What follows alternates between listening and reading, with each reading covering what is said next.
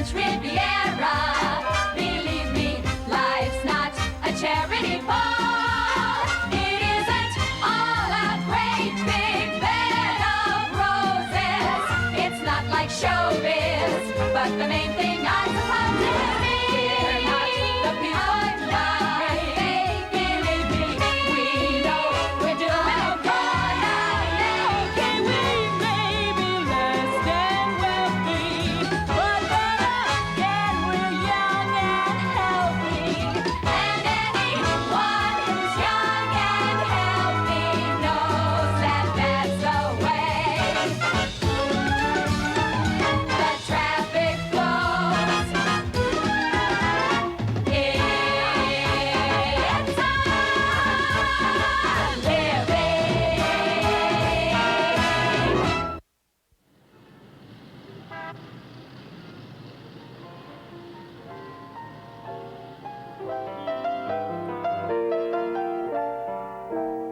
Isn't that beautiful? Oh, you could wear that, Jan. No, I'm too short. Would look great on Lois. No, I'm too tall. It's the wrong color for me. Good. None of us can afford it anyway. Hi, everybody. Guess what? I went to my first Hollywood party last night. I'll bet everyone in show business was there. Oh, yeah? Like who? Well, I'm not very good with names. Was there anything that sounded like Pacino? I don't think so. Was there anything that looked like Pacino? Well, I guess not everyone in show business was there. Who'd you go with? Dot, she got invited and she didn't have anyone to go with, so she asked me. I don't blame her. I hate walking into a party alone. It makes you look available. You are available. I know, but I don't want to look that way, otherwise nobody will talk to me. Sometimes I feel I've been married a very long time. So, Vicky, did you have a good time? Not till the last 10 minutes. And then I met someone. Good for you. Oh, it was so romantic. I had just spilled clam dip all over the front of my dress, and suddenly he was standing there, wiping it off with a wet paper towel. Stop. You're making me excited. So what is he like? Well, his name is Barry, and he's a writer, and he's real nice and real easy to talk to. Did he ask you out? Yes, and boy, was I shocked. He picked me out of all those beautiful girls in the room. Maybe he struck out with everybody else. Good afternoon, ladies. Well, I see we're all here on time, except, of course, for Dot. Oh, she'll be here. She's just, Late. I'll deal with her later. Meanwhile, I think you all know what this means. Oh, that's right. It's time to see if we're still pleasing to our patrons and not porking out in the pantry. Nancy, we're not cattle. Now, we won't know that till we tip the scales. You know, if this were the best paying waitress job in town, none of us would go through with this. Ah, but it is, and you will. This whole thing really aggravates me. I think it's degrading, I think it's stupid, and I'm not gonna get on that thing. I feel better? Yeah. Good. Well, Jen, take your feet off the numbers, dear. Oh, according to my calculations, there are 4 more pounds of you than there should be. I guess I get to go on a diet. And I was wondering what I was gonna do with my weekend. Cassie? What?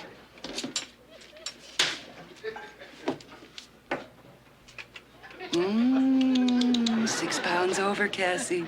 Haven't had any complaints? Cassie, you knew there were certain weight requirements when you took this job. We like all of our girls to be 10s. Nancy, together you and I are a 10, and I'm none of it. Excess avoirdupois can make one testy. Don't worry, Cassie, we'll get it off together. I know this terrific diet. Good, I'm gonna need one. Ladies, I'll be reasonable. You have 2 weeks to drop it or you're out on it. Understood? I'll drop it, Nancy. I just hope you're standing where it lands. and this is where I work. Oh, nice.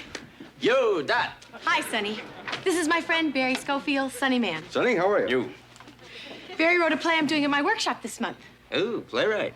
I'm a composer. We gotta get together sometime and talk musical. Okay, sure, Sonny. When? I don't know, but I'll call you. Don't you two ever gain weight? They got on the scale together and they still weren't over. You guys, I want you to meet somebody. Oh, hi, Vicky. Hi. I didn't know you worked here.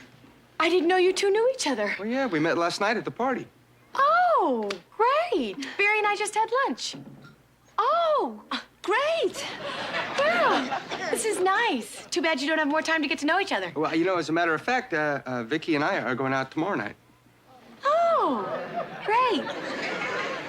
Excuse me, we haven't been in. Oh, no, Barry, this is Barry Schofield. Very nice. Nice to meet you. And this is Jan Hoffmeyer. Hi, Jan. Nice to meet you. Cassie Cranston. Cassie, how are you? Fine. I hope the three of you will be very happy together. Listen, I better go. I'll see you at rehearsal. Right. Gee, I better be going too. Vicky, I'll see you tomorrow. Right. Okay. It was very nice meeting all of you. Sure. See ya. Soon. That was Barry. That's the guy I was telling you about. Yeah, we picked up on that. Well, what do you think? I think we have something to talk about for the next couple of days. Yeah, well, I better go straighten this out with Dot. Some fine state of affairs, huh? Well, Dot, your little body is perfect. If only you had a little mind to go with it. Hi. Well. Imagine us both meeting the same guy. Yeah. And one of us has been out with him, and the other one of us is going out with him. Yeah. Dot, I don't have to go out with him if you don't want me to. No. Go. Heck. If you're interested in him. Me? Oh, no. No, not really. I mean, I've been out with him a couple of times, but there's nothing that hot really going on between us. We're just friends. So, I think you should go out with him if you want to. You sure? Sure. Cross your heart and hope to die? Yes. I just want to make double sure. Well, okay. Fine. What am I going to wear? Oh, you'll think of something. That cute little red dress of yours. See? Thought of something. Oh, it'll be perfect for a first date. Oh, no, it wouldn't. It's got too much cleavage. See, I don't want it to be too suggestive because I don't have any suggestions. On the other hand, I don't want to look totally sexless. Vicky, the dress has buttons. Just open them and close them depending upon what you want to say. Oh, Dot, thank you for the dress, and thanks for inviting me to the party. If it weren't for you, I never would have met Barry. I know. I know.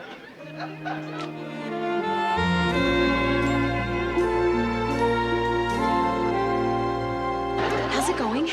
Oh, pretty busy. How's it going with you? Oh, my station's kind of slow right now. By the way, how are you and Barry? You never mention him. Well, I guess I feel kind of awkward talking about him in front of you. Because I used to date him? Oh, that's okay. I want to hear. Well, it's been pretty good. We've been out 3 times this week. Oh, I just wondered. Last night we went to this club in Hollywood and we heard the saxophone player. Oh, Dot, he was so incredible. Good. And the night before that, we went to this restaurant in the marina. It was right on the water and you could see the boats come in. I'm glad things are going so well for you. And the night before that, we went to Vicky, the... do you mind? I have millions of tables to wait on.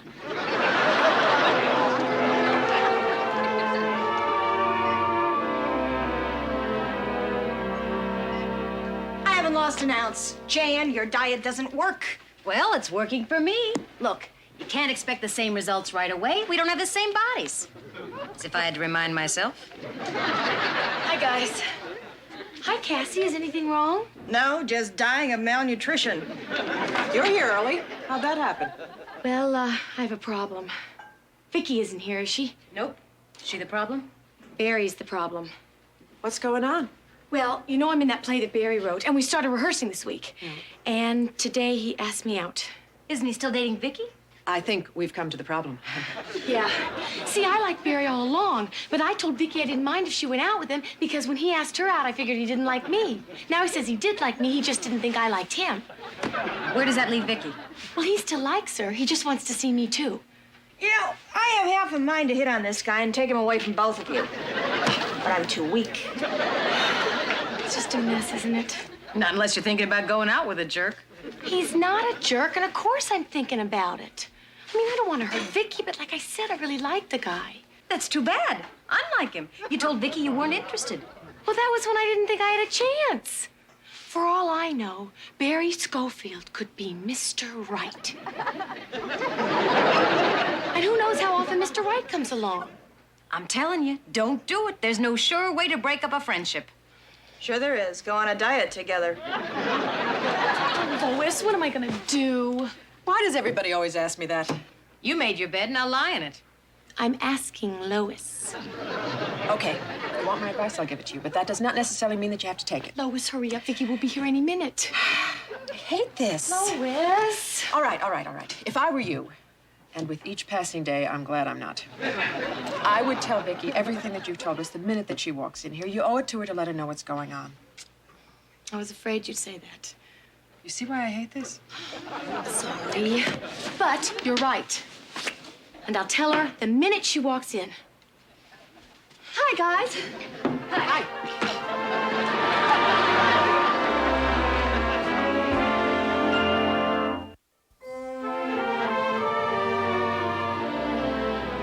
Vicky, could we talk? It's kind of important. Okay, but I don't have much time. I have to iron this dress. Is that for a date? Huh? Yeah. With Barry? Yeah. Well, I'll help. I'll get the iron. Oh, thanks. Vicky, how much do you like Barry? I like him. You don't want to marry Barry, do you? No. Do you want to live with him? Dot, if I don't want to marry him, how could I live with him? Okay, that helps. What's all this about? Maybe I better hold this for a minute. Barry asked me out. What? That little sneak? Well, see, the thing is, though, Vicky, I really like the little sneak. Oh, so that means I want to go out with him again. you were planning this all along, weren't you? What? Oh, come on. I didn't just fall off the potato truck, you know. You must have given him some encouragement. And then you were so eager to find out how things were going with Barry and me. Your whole plot is painfully obvious. Okay, Vicky, I was trying to be honest with you. Well, I'm through being honest. I can be just as sneaky and double-crossing as you are. Well, go ahead. Maybe it'll help develop your personality. I've got tons of personality. And I've got Barry. Well, not for long.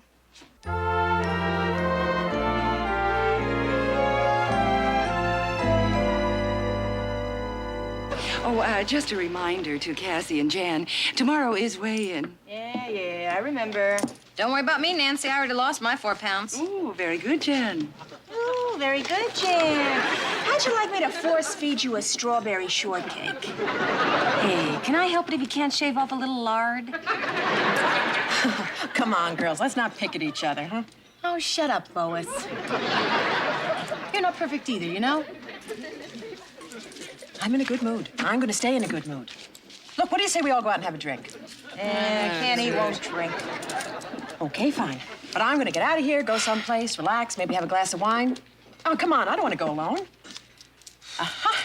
This is the part, you see, where you guys are supposed to say, hey, Lois is right. Let's go out and hoist a few. I'm buying. I'm up to Well, it. maybe one. You insist. Gee, you guys are fun to do things with.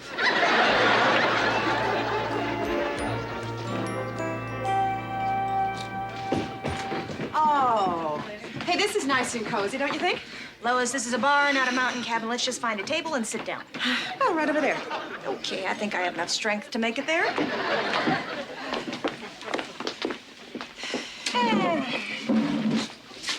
Three drinks to last call, and I'm tired, so what'll it be? Am I the only happy waitress in town? I'll have a glass of white wine, please. Me too. White wine, please. I'll have a Singapore sling. Locale anything, and don't bring any pretzels. Thank you very much. Well, I like this place. It's nice, homey. Not anymore. What? In the corner. Well, well, well. If it isn't Barry and little Miss Muffet. I think we'd have more fun someplace else. Why don't you guys come on over and join us? I think we should just slip out of here nice and quietly. Too late. All right, you guys, what's the big idea? Hi, Vicky. Hey, cute dress. It's mine. What are you doing here? Just out for a little drink in a public bar. Why don't you bring Barry over? Sure he's bored to death by now. I don't believe this. You guys came in here to spoil my date. Oh, I'm sure you didn't need our help. All right, whose idea was this anyway? Lois. Vicky, we didn't know you were going to be in here. Well, then would you kindly take my ex-friend and go someplace else? Don't we get to say hello to Barry? Why waste your time on him? There must be other women in this bar whose men you can steal. You know, I I've had it. We've all had it. I told you not to go out with him, but no, he might be Mr. Right. And you... Jen, it's a little late for I told you so's. However, we did tell you so. But that doesn't matter. What matters is that you two are about to destroy a friendship. And over what? Him? Would you sit down, please? Here. Sit here. Look, I lost a best friend once. And I mean, we were close. We did everything together. She was the one person that I could really talk to. And we had a fight over something almost as stupid as this. And we never spoke again. And I'll tell you the truth. There are still days when something will happen that I want to tell her about or laugh with her about. And it's too late. So before you guys make the same mistake, would you please just throw your arms around each other and be friends again? I'd rather throw my arms around a basket of snakes. Well, I hope you get that chance. Now, if you'll excuse me, I have a date. Oh, and I'm gonna go home and get some sleep, because tomorrow night I have a date. And I'm getting fired tomorrow, so what the hell am I doing sitting here drinking Diet Cola? I'm gonna go get a pizza. Good idea. I'm starved. I knew this would be fun.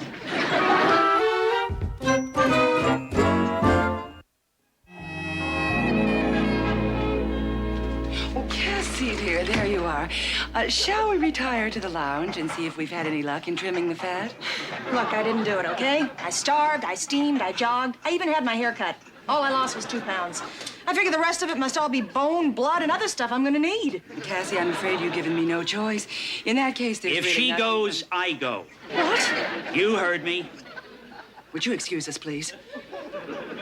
Is this your idea of a joke? I like the way she looks. She inspires my cooking, and my cooking is what makes this place run.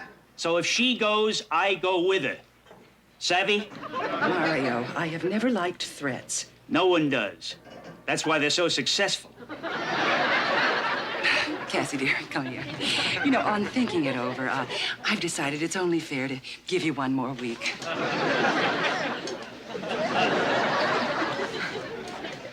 Mario, I don't know what to say. It's okay. I sympathize with you. My wife had an eating problem. The day we were married, I went to cut the wedding cake, and it was gone. Nancy's looking for you. She found me. And? I get to live on Rye Crisp for another week. Hello, Lois, Jan, Cassie. Hussy. Well, I've heard enough. I'm leaving. If it looks as though we're walking out on you, it's just that we can't stand to be around you anymore. I believe this dress is yours. So do I. I also brought back your sweater. When did you borrow that? The night we doubled at the Japanese restaurant. Oh, that's right. You were dating that really skinny guy. What was his name? Douglas, and he wasn't that skinny. He was slender. Besides, your date was no winner either. We all had to chip in to pay for his dinner. I don't remember that. Yeah, well, here are your shoes and your blouse and everything else I borrowed. No wonder Barry was interested in you. You had all my stuff. Well, you have it all back now. Except for this. That was a gift. I know. I just wouldn't feel right keeping it. All right. If you say so. Well, I guess that's it. I guess so. I never realized how many of my things you had. Yeah, well, everything I brought from Idaho seemed pretty out of place here. Especially me. Boy, did I feel out of it. Everybody seemed so sophisticated. Cassie, you. Me? Yeah, you were an actress. You were so exciting and interesting. I wanted to be just like you. I didn't know you felt that way. I wonder if that's why I wanted Barry so much. That night he asked me out at the party, for the first time since I'd been here, I felt like I really arrived. I mean, he was the kind of guy who normally asked you out. And did. Vicky, he's just a guy. If he's just a guy, how come we're making such a big deal out of this? Maybe because I got jealous. When Barry asked you out, I thought you had something I didn't. Really? Sure, and you do. You have lots of things I don't have. Guess that's why we're friends. If we're friends, how come we hate each other so much? I don't hate you. I don't hate you either. I guess we just got crazy over dating the same guy. I don't know what happened to me. In Pocatello, we would never date anyone who was going out with a friend. We didn't do that in Detroit either. Barry is a nice guy, but if it's a choice between him and our being friends, well, I would rather have our friendship. So would I.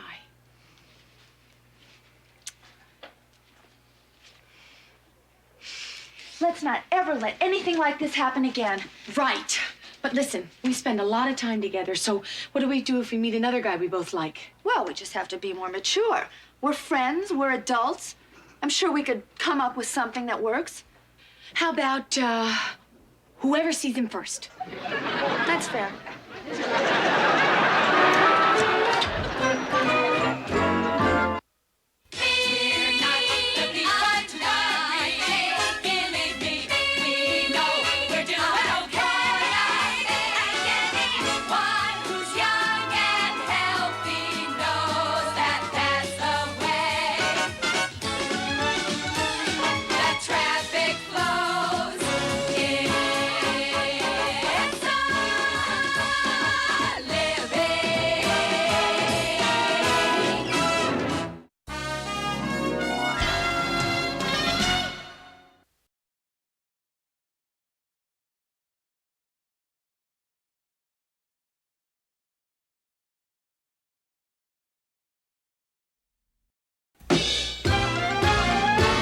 Life's not the French Riviera. Believe me, life's not a charity ball. It isn't all a great big bed of roses. It's not like showbiz, but the main thing I suppose is we're not the people like believe me, we know we're doing okay. Okay, we may be less than wealthy, but then again we're young and healthy. And anyone who's young and healthy knows that that's the way the traffic flows. It's a living.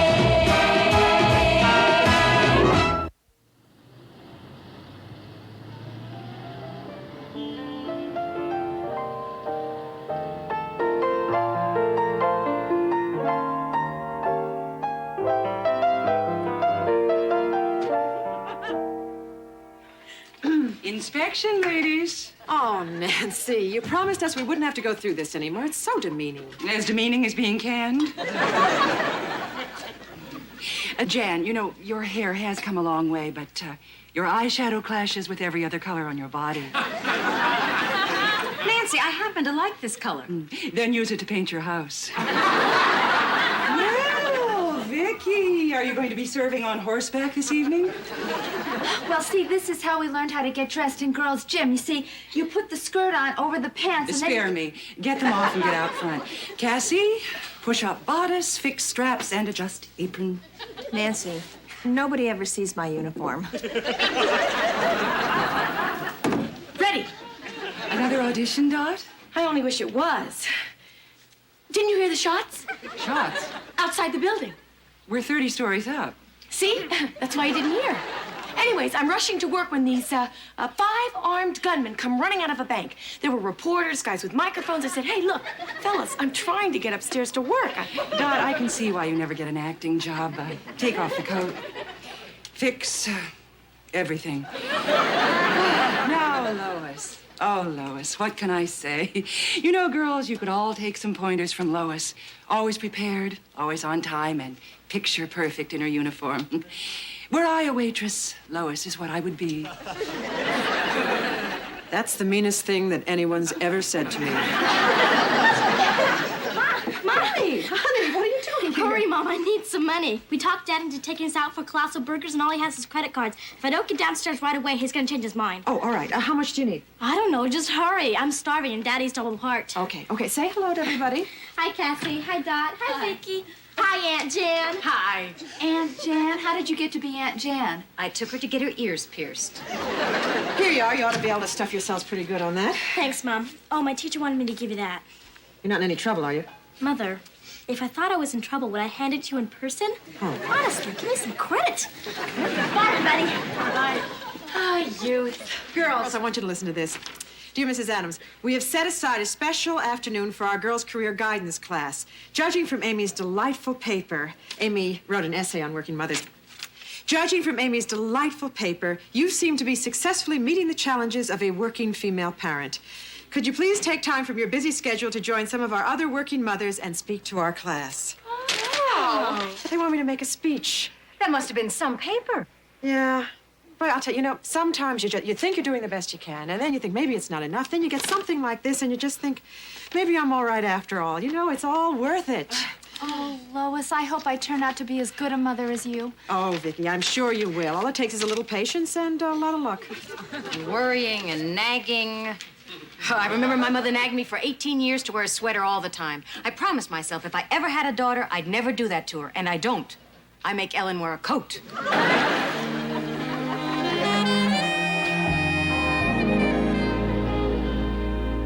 Boy, I'm going to be a wreck until I make that speech. What am I going to say? What am I going to say? What are you going to wear? What am I going to wear? Why don't you wear your uniform? Nancy says you look picture perfect in that. Good night, Nancy.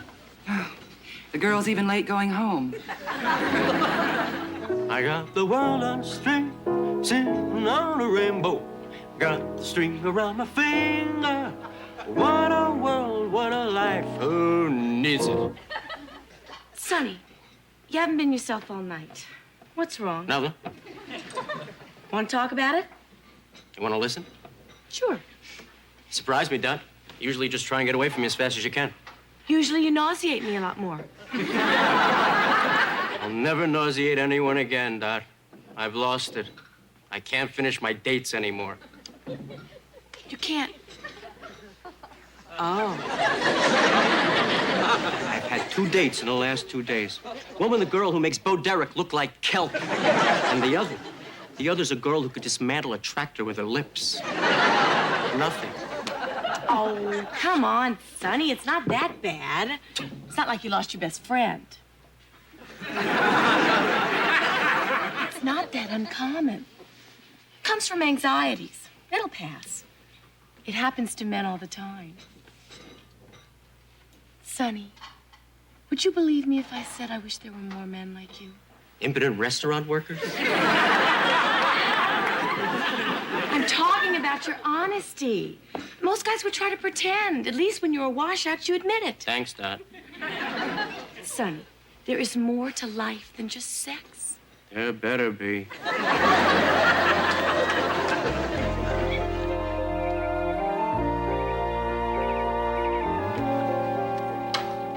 Amy? Oh, you're already up. Good morning. Hi. What's all this? Your favorite hot cereal, fresh squeezed orange juice, raisin toast, and coffee. That's for me. But Mom, my birthday's not till August. No, I know. I just wanted to do something special for you. How come? Letter from your teacher. Oh, honey, that must have been some essay you wrote. Wife, mother, working woman. So, how do you think I should open my speech? You don't have to make that speech, Mom. I can get you out of it. Yeah, don't worry. I'll think of something. I thought maybe I could use some of what you said about me in your essay. What'd you say? The usual stuff. I said that you were nice. Uh-huh. And I said that you were a good cook. And I said that you were vice president of West Valley Bank. What? Do you want the breakfast back? Why would you say that I was vice president of a bank?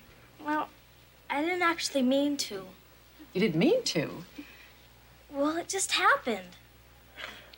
We had to write this dumb essay on what our mothers did for a living. And I was gonna write what you really did, but then I got to thinking, all the other kids are gonna read this. Well, so what if they do?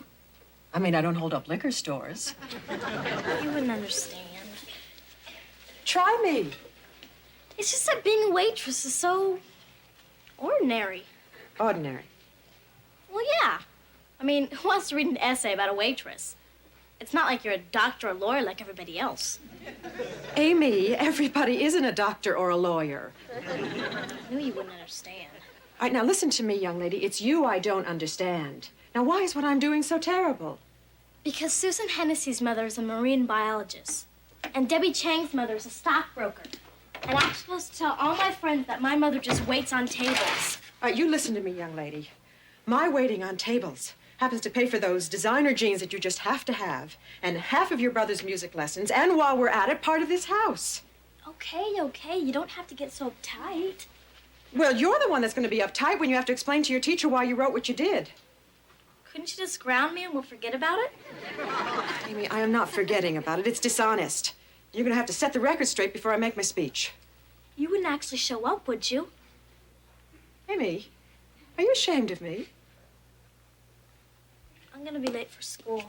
Amy, are you ashamed of me because I'm a waitress? Yes. Damn.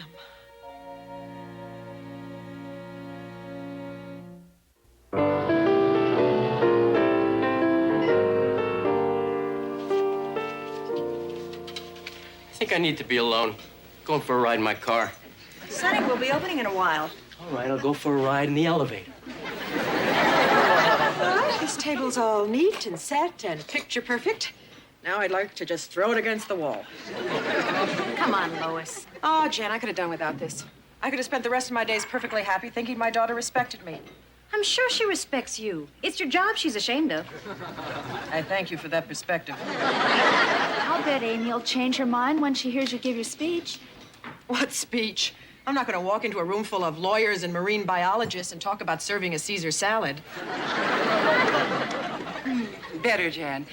Well, Lois, are you planning on being a customer this evening? I don't recall taking your dinner reservation.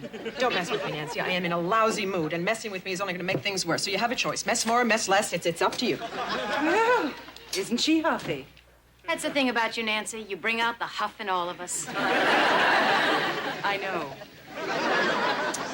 Poor Lois. I guess her daughter really upset her. Well, kids can get to you sometimes like no one else can, and they don't even know that they're doing it. Gee, I hope I never hurt my mother the way Amy hurt Lois. You gotta be strong to be a mother. My mother raised 7 of us. I'm surprised she's still alive. Did you ever give her a bad time? Once in a while. But you know, somehow I think I was her favorite. Why? I was the first one to leave home. Sometimes I wonder why anyone even wants to have kids. I mean, you feed them, pamper them, try to make them a happy, healthy person, and they end up on some psychiatrist's couch saying they're miserable and it's all their parents' fault. At least that's what I said about mine. Listen, I'm the only one in the room who actually has a child, and I'll tell you, it's not that bad. Like, the smile on her face when she's been sick and you've helped her get well, or if she comes to you with a problem and you help her solve it. If there's a greater feeling in the world, I'd like to know what it is. You've never met Eric. Feeling, whoa, feeling. Hi, Sonny. How's the elevator? He plays Misty more times than I do. Is that how you're doing these days? I'm still a trumpet with a busted valve. Listen, I've been thinking. Why don't you and I go out on a date? You've been waiting for a moment like this to really hurt me, haven't you? I mean it. Let's go out tonight after work, just the two of us. That's all it'll be. The 2 of us. Oh, come on. We'll have some drinks, maybe see a show, laugh. What for? For fun. Fun? On a date? That's what I mean, Sonny. You have to realize that there can be something else between a man and a woman besides sex. There'll be nothing for you to prove. No conquest, just a good old-fashioned date. Sounds boring, Dot. Okay, fine. I was just trying to be a friend. Wait a minute. I suppose this will be the only time you ever want to go out with me, right? Right. Okay, I'll give it a try. Good. But under the circumstances, I think we should go Dutch.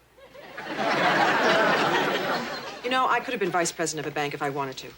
I could have been 5'9" without heels, but, Hey, that's a big help.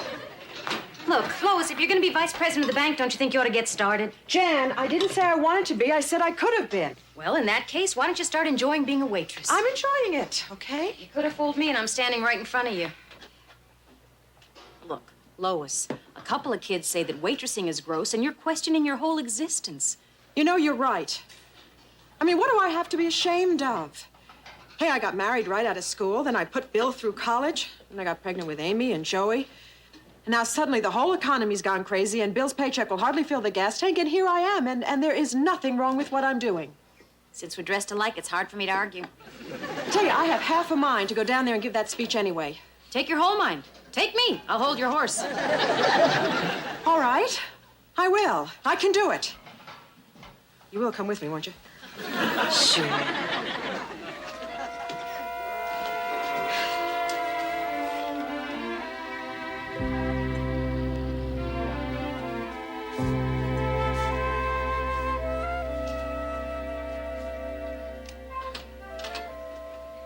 Sonny. Hi.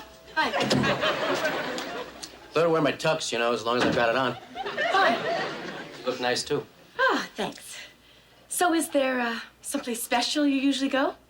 No. I usually just try and get him back to my place as fast as I can. Well, we'll think of something. Dad, before we go, I just wanted to thank you for everything you're trying to do for me. I appreciate it. Oh, it's okay. No, really, I mean it. You really seem to understand what I'm going through, and you care. Aren't that many people in my life would be as kind as you are. Well, it's easy. It's easy to be kind, Sonny, when somebody opens up to you. Well, it's not easy for me. I've never really been able to talk to a woman. I usually just settle for being the hottest, most creative lover in the Western world. But these last few days, I'm telling you, I've been scared. We're all scared. But if we could just let go of some of our fears and be ourselves, You know, you're everything... one hell of a woman, Dot.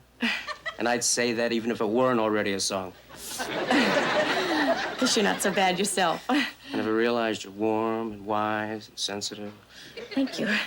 I don't know why we never talked like this before. Dot, Yes. let's go back to my place. I thought we were going to go out and have some fun. I think we'll have more fun back at my place. What? I'm starting to feel better. How much better? I feel good. Sonny, you promised. That wasn't me, that was a wimp. This is me. Okay, Sonny, that's it. This date is over. And I'll never trust you again. And as far as I'm concerned, we are right back to where we started. And where's that? You make my flesh crawl. It's a beginning.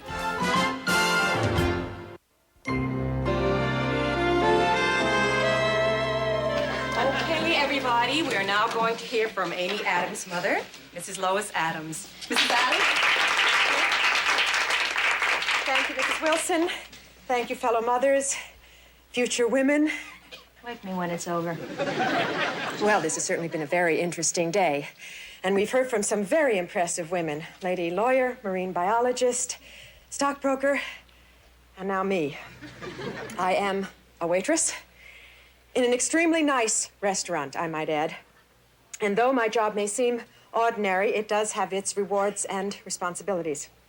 So, let us take a few minutes and look at the world of waitressing. People go out to dinner to relax and enjoy themselves, or perhaps even to discuss business. In that sense, one could say that for the diner out, the waitress has the power to make or break the evening. That fish film is looking better and better. A waitress's duties are many and varied. I've jotted a few of them down to read to you. But if I do, I'm afraid I'm going to bore you guys to tears. Look, you've all been to a restaurant. You all know what I do. It's not that complicated. However, it's not as easy as it looks. And I take pride in being the very best waitress that I know how to be. I make a fairly decent living so I can help my family out. And I have a flexible schedule so that I can be home when they need me. And I also work with other women who are very nice and who are now standing in the back of this room rooting me on. So, well, now what can I say that hasn't already been said? The chances are that some of you girls are going to end up being working mothers, whether you want to or you have to. And I'll tell you, raising kids is tough enough. When you add another job to that, you really have your hands full. I mean, there's some nights that I'm serving dinners till midnight. Then at 7 in the morning, I'm making breakfast for my family. I mean, I forget where I am. One morning, I gave my son his eggs, and I said, "Here you are, sir. I hope you enjoy your meal." And then 2 nights ago, I told a man to sit up straight. Well, in spite of all the craziness, I feel that my life is very rewarding. Because when you have the support of your family and your friends, well, it just makes things a lot easier. And when that's not there, you just begin to wonder if you're not in this thing alone. And nobody likes to be alone. So whatever you ladies decide, and you're real lucky because you have a lot of options open to you, I just want to wish you the best of luck. That's it. It's over. Thank you, Mrs. Adams. Okay, class dismissed. Thank you. Lois. Thanks, Doc. Lois, Thanks, Vicki. Boy, am I glad you forgot about those cards. You don't have to do this every year, do you? Excuse me, guys. Can I talk to my mom for a minute?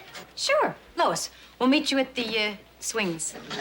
I wish I'd known. I wouldn't have worn a skirt. That's okay. You can push. Hi. Hi. Oh, Mother, I'm sorry. I've been awful. I've been just terrible. Oh, no, you haven't. Well, yes, you have. That's okay. I think I can forgive you. I thought you were terrific up there. You did? Yeah. And you know in your speech, not the part where you're so funny with reading the cards and all, but when you were talking about needing the support of your family, I haven't been doing a very good job of that. All I've been doing is thinking of myself. Honey, that goes with the territory when you're young. I'm not that young. Yes, you are. You know something? I wouldn't want to trade you for any mother in the whole wide world. Thank you. And I'm sorry if I made your life miserable. Oh, that's all right. I made your grandmother's life miserable. It's a family tradition.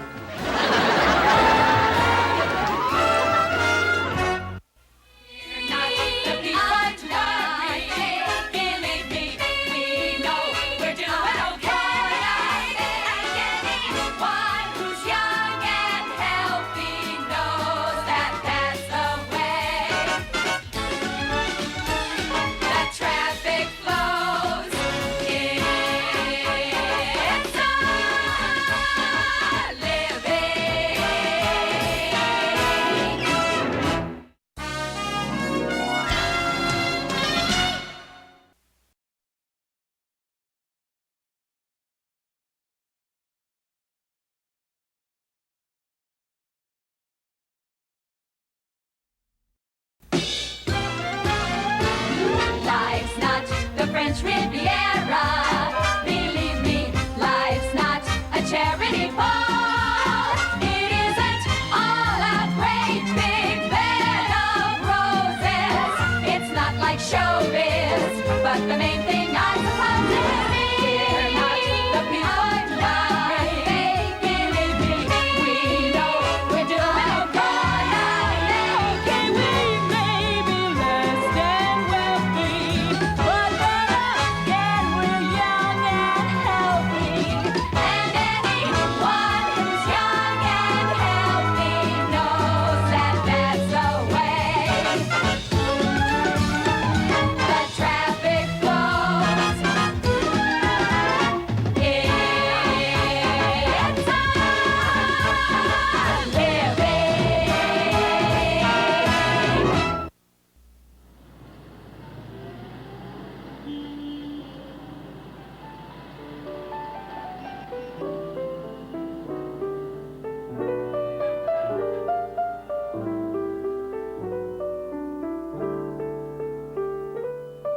You sure you don't owe me $20? It can't be me. I never lie and I never forget a debt. You're a hell of a woman. Doc, you owe me $20? You owe me 10. Oh, I'll get back to you. Hi, everybody. Hi, Jan, you owe me $20. Well, hello to you too, Lois. Oh, I'm sorry. It's just that somebody around here owes me $20. It's me. Oh, good. Can I have it back? Well, I'm a little short today. Don't say it. Look, I'm running a little bit late, so would you mind setting up for me while I get changed? Sure. I had to go to the airport and pick up my friend Annie, and I got a little hung up. Annie, oh, your old friend from high school. Yeah, I haven't seen her in years, and she's finally come to L.A., so we're gonna go out tomorrow night and do some damage. Jan, what is this? Are you late? Why is someone always late? Do you girls do this on purpose to drive me crazy? That's a good idea. Jan, go get changed. Oh, and put on some makeup. I'm wearing makeup. Oh, that's too bad.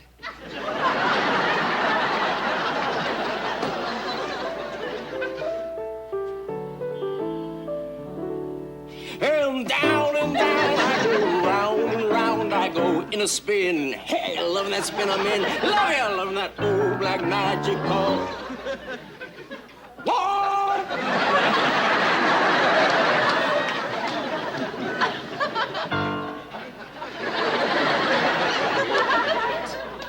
Well, there goes my reunion. Looks like TV, pizza, and old Leslie Gore records for me and Annie. Why? My mother's got the flu. She can't watch Ellen for me tomorrow night. That's not too late. Get a babysitter. Nah, never use them. They're either too young to care or too old to stay awake. Besides, I just don't feel right leaving Ellen with a stranger. No, that's because she's your first. I was the same way. When she gets older, you'll find you won't be so overprotective. I'm not overprotective. I just don't trust anyone with my kid. I see. Whenever my folks left me with a babysitter, I thought they were giving me away.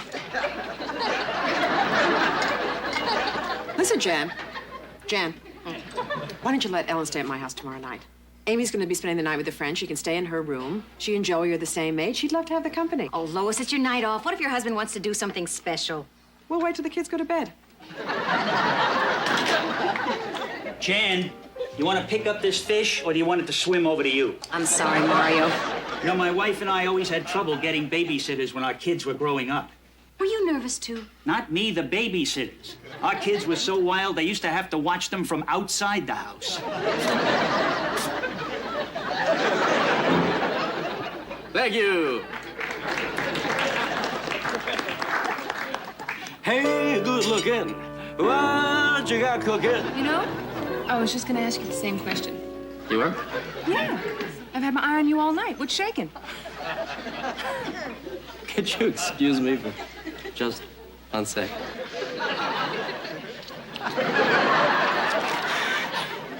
What's wrong with you? For 2 years, I've been asking pretty ladies, what's shaking? Finally, one asked me, and I couldn't tell her. Well, you better get back to her before her drugs wear off.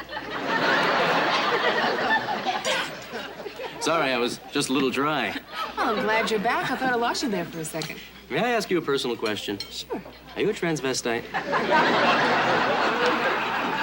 And he has a sense of humor, too. Hi, I'm Betty Moore. Sunny man, singer, composer, musical arrangements for all occasions. So, Sunny Man, singer, composer, musical arrangements for all occasions. What time you get off? Hey, with all my encores, who can say? Well, I'll just stick around, have a drink after dinner. Besides, I love to listen to you play. Got any requests? A million. But I'll wait until after you get off work. Nancy, can I go home early? How early? What time is it now? Sonny, is this an emergency? No, it's just an incredible stroke of luck. Lois, I feel so secure knowing you're going to be watching Ellen. I mean, if I trust anyone with my kid, it'd be you. Do you have enough blankets? Yeah, blanket, sheets, towels. It's a regular home. Lois, do you know Cinderella? Not personally. What I mean is, my mother always tells Ellen the story of Cinderella before she goes to bed. So if you could tell her the story before she goes to bed, it might put her more at ease. Okay, I'll try. Thanks. Lois, Can you do this voice? Why? Because this is the wicked stepmother's voice. You see, my mother and I always do Cinderella in voices. But you gotta be careful not to make the voice too wicked, otherwise Ellen might have nightmares. Jan, I don't do voices. Lois, you said you'd try to make her feel comfortable. Just try. All right, I'll try. How's this? Pretty good. but not as good as this. Now, try Cinderella, Cinderella, Mop the floor and clean the cellar. Cinderella, Cinderella, mop the floor and clean the cellar. You know, I could be working them too hard. Then again, I don't care.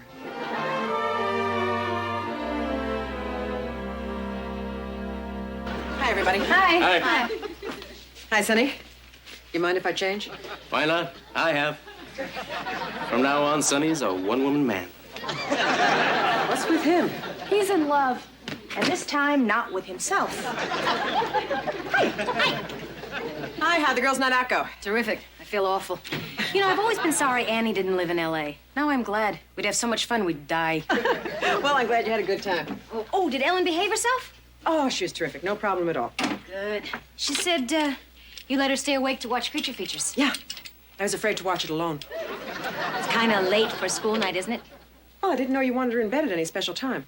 Oh, no. I'm sure you knew what you were doing. I just usually don't let her stay up that late. Oh, by the way, she forgot her overnight bag. Oh, she'd forget her head if it wasn't attached. Lois? Yeah. What's this? Modern sex? You found this in Ellen's bag? Yeah. What would my daughter be doing with something like this? Like what? This? I'm sorry. I'm sorry. What's up? Jan found smut in her daughter's bag. What kind of smut? This? Bob and Cindy are balloonists and they hail from California. Boy, don't they get cold going up in a balloon like that? Dot. She's nothing. He's all right. But, you know, that's a great-looking hot air balloon. Would you forget the balloon? Look at the balloonists. Now, what would my daughter be doing with a magazine like this? Maybe she's curious about sex. She's 10. The only question I had about sex when I was 10 was whether I was a boy or a girl. Well, kids are exposed to more these days. These magazines, they're right there on the rack at the supermarket next to the sugarless gum. Well, I don't like it. Neither do I. You have to handle it the best you can. How did your mother tell you about sex? She didn't. She wouldn't even say the word. She'd spell it and leave out the X. Well, how'd you learn? I didn't. Well, I picked it up in bits and pieces from my friends in high school. I got so much bad information that for years I thought you couldn't get pregnant without a Chevy.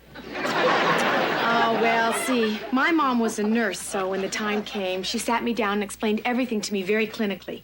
And when she got finished, I thought she was joking. Well, Bill and I try to answer the kids' questions as they come up. I think we've answered most of them. Unless there's some new ones we don't know about. I never really had any questions. I just kind of had a knack for it. But there were still several guys who wanted to explain it to me anyhow. Well, I don't want Ellen to learn like that. Then you have to talk to her. I don't even know where to start. My mom didn't know where to start either. So she let Bess teach me about having babies. Who was Bess? Your nanny? No, she was our cow. I'm not sure I want to hear the rest of this. See, we put Bess in the pen with our bull, Big Moo. Then after a while, Bess had Little Moo, and that's how I found out. We know where little moos come from. Well, I didn't. What I want to know is where this magazine came from. Where'd you find it? I found it in Ellen's overnight bag. She spent the night with Joey. Lois. Wait a minute. I think I have to go to the bathroom. I think that we better call Joey about this. Just what makes you think that Ellen got this from Joey? Because boys have these. Girls don't have these. This is the kind of thing you find in your father's sock drawer. All right, Jen, listen. Even if Joey did give it to Ellen, we have to handle this right. Otherwise, we could mess up the kid's attitude about sex. And this won't? The point is, if we make a big scene, we're only going to make it worse. This isn't something you handle over the telephone. Now, let me talk to Joey in the morning, and then I'll get back to you and tell you what happened. Should we wait that long? I don't think Joey will strike again before dawn. Okay, I'll wait, but just till tomorrow. I'm upset. Well, I'm upset, too. And you're making me even more upset. Look at this filth. Sure. Cassie. Well, you asked me.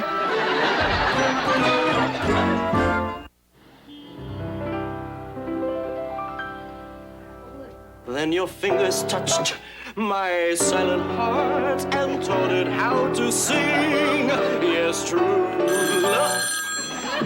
Is that for me? Hold, please. Sonny, this phone is for dinner reservations. Why would someone call you on this phone? In fact, why would anyone call you at all? I left Betty this number. Sonny, taking personal calls on this phone is against the rules. There are no rules in love, Nancy. What are the rules for firing a clown in a cheap tuxedo? Nancy, haven't you ever been in love? Sonny, that's none of your business. No, go away. I have things to do. Yes?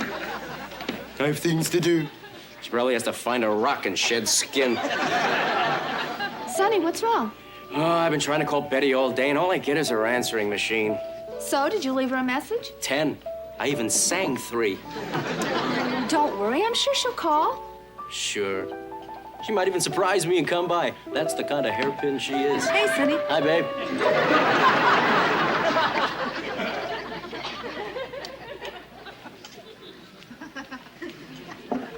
All right, Betty, who's the dude? Oh, Sonny, this is Rick. Rick, this is Sonny. Save it, buddy. I might need that hand in a minute. Who is this guy? Will you excuse me for a minute, please? Sure. I got my eye on you, pal. Sonny, what's going on? That's exactly what I was wondering. What are you talking about? I'm having dinner with a friend. Here? Right in front of my face? Couldn't you at least have had the decency to do it behind my back? Sonny, what are you talking about?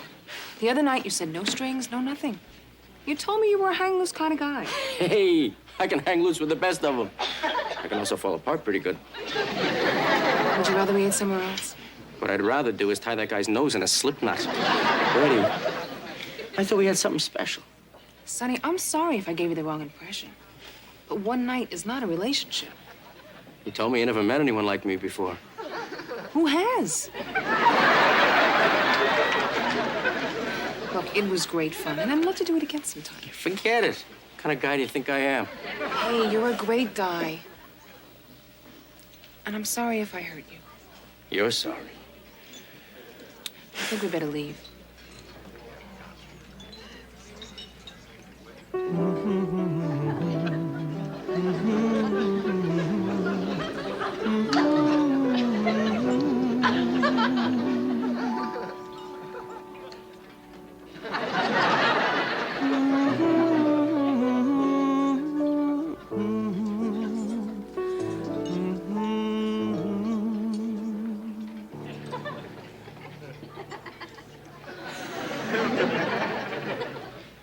You think I'm acting crazy, don't you? Crazy, no. Overreacting, yes. Well, I'm divorced. I have a child and no husband to check with. For all I know, when boys hit 9, they get their permanent molars and a copy of Penthouse magazine. Jan, take it easy. Here you are, sir. Look, obviously your children are being raised more sexually advanced. I just wish I had known that before I let Ellen sleep over. Jan, my son is 10. He plays Little League. He's never been rounded up by the Vice Squad. My daughter is 13 and still childless. I think we're doing okay.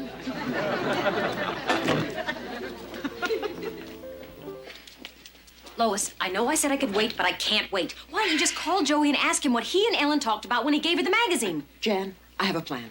You raise your kids and I'll raise mine. And just let's not talk about this again. As a matter of fact, just don't say anything to me about anything. If a hand grenade lands at my feet, say nothing.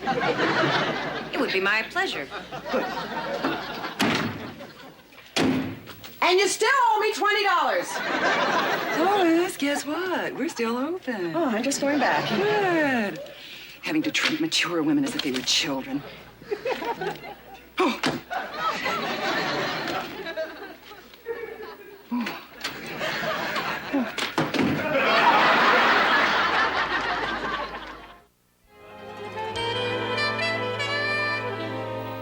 Look, Joey, honey, first of all, I want you to know that you're not in any trouble, okay? Okay. Sit. But even though you're not in trouble, that doesn't mean that I'm not upset, concerned about this. You do understand why I'm concerned. Yes. Sit. Look, there's certain things in life that you're just not ready for, you know? Like driving a car. You're not ready for that. And, you're not ready for those magazines. Why not? You and Dad explained all that man-woman stuff to me already. You said there's nothing wrong with it. Well, there isn't. There isn't. Sex is a good, healthy thing when it's right. But those magazines only give you half the picture. What was missing? Love. You see, love and sex should go together. Now, the ideas in those magazines aren't about that, and I just feel that until you're old enough to understand the difference, you should just stay away from them. You understand? Yes.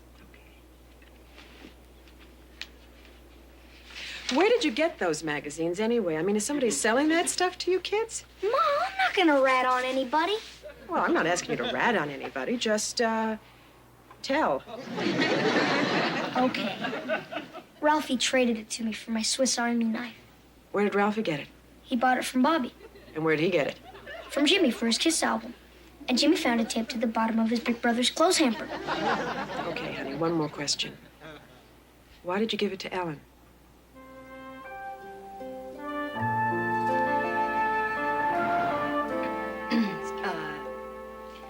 So, what'd you think? I thought it was interesting. What do you mean, interesting? Well, I've never seen naked people ski before. Oh, well, did Joey tell you how they keep warm? No, Then why did he give it to you? Joey didn't give it to me. Joey, are you telling me the truth? You really didn't give it to her? Mom, are you nuts? I traded my knife for that. I thought you took it. Besides, she's a girl. You don't give those type of things to girls. Oh, okay, I believe you. That'll teach me to show anybody my hiding place. I have to figure out a new one before she comes over again. I guess that means you forgive Ellen for borrowing it, huh? Why not? She's just a kid. What does she know? Come here a minute. What? Hey, why don't you do me a favor? If you have any questions, no matter what it is, I want you to come and ask your dad or me, all right? Okay, but I didn't have any questions. I just wanted to look. Right. You better get to school. Hey, wait a minute. Where are your socks? I guess I forgot. Isn't it okay if I just walk low so my pants touch my shoes? No.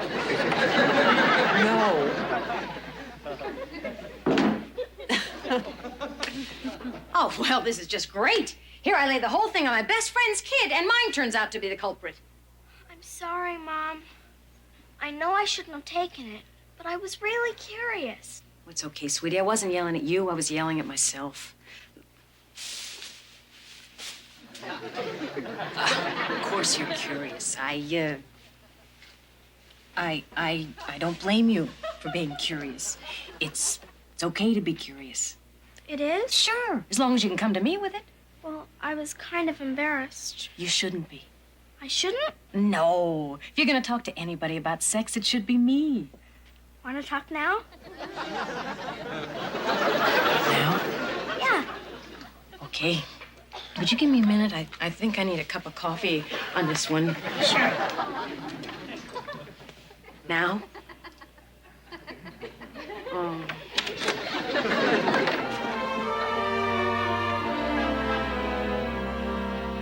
Hi, Lois. I have to talk to you. No, you don't. Listen, I talked to Ellen last night and straightened the whole thing out. Good. Well, I talked to Joey, so let's just forget about it. Good. Are you still mad at me? Yeah. Hey, I made a mistake. Look, I'm sorry that I accused Joey of giving the magazine to Ellen. That's not what I'm mad about. Oh. Well, I'm sorry that I tried to get you to call Joey. No, I'm not mad about that either. Oh. So what are you mad about? Your attitude. My attitude? My attitude? Nobody's been mad at me because of my attitude since high school. Well, I am. You flew off the handle. I always fly off the handle. Well, this time you picked the wrong subject. My kids are out of bounds for flying off the handle. Look, Lois, I was scared and confused. I didn't know what else to do. And when I get like that, I fly off the handle, okay? You were right. I was wrong, and I promise I'm never gonna fly off the handle about your kids again, okay? That was an apology, wasn't it? Yeah. Good. I accept. Good. Hey, how about that $20 you owe me? We take a check? You have identification? I didn't have a check. We're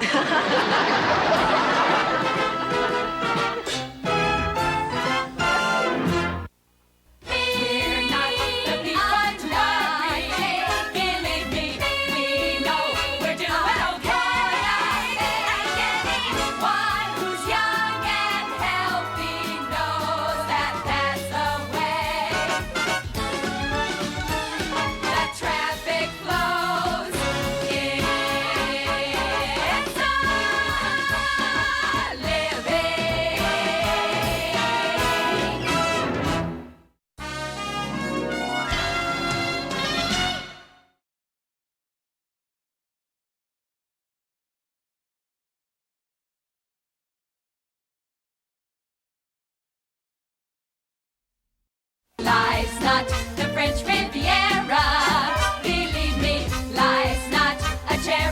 ball. It isn't all a great big bed of roses. It's not like showbiz, but the main thing I suppose is we're not the people God made. We know we're doing right, and anyone who's young and healthy knows that it's a living.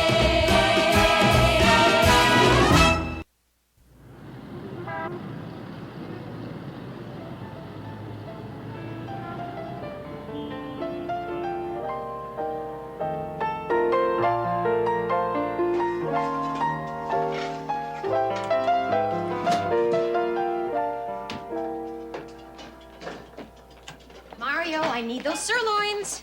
Do you know which one he is? No, nobody does. So you might as well just relax, Jen. Relax?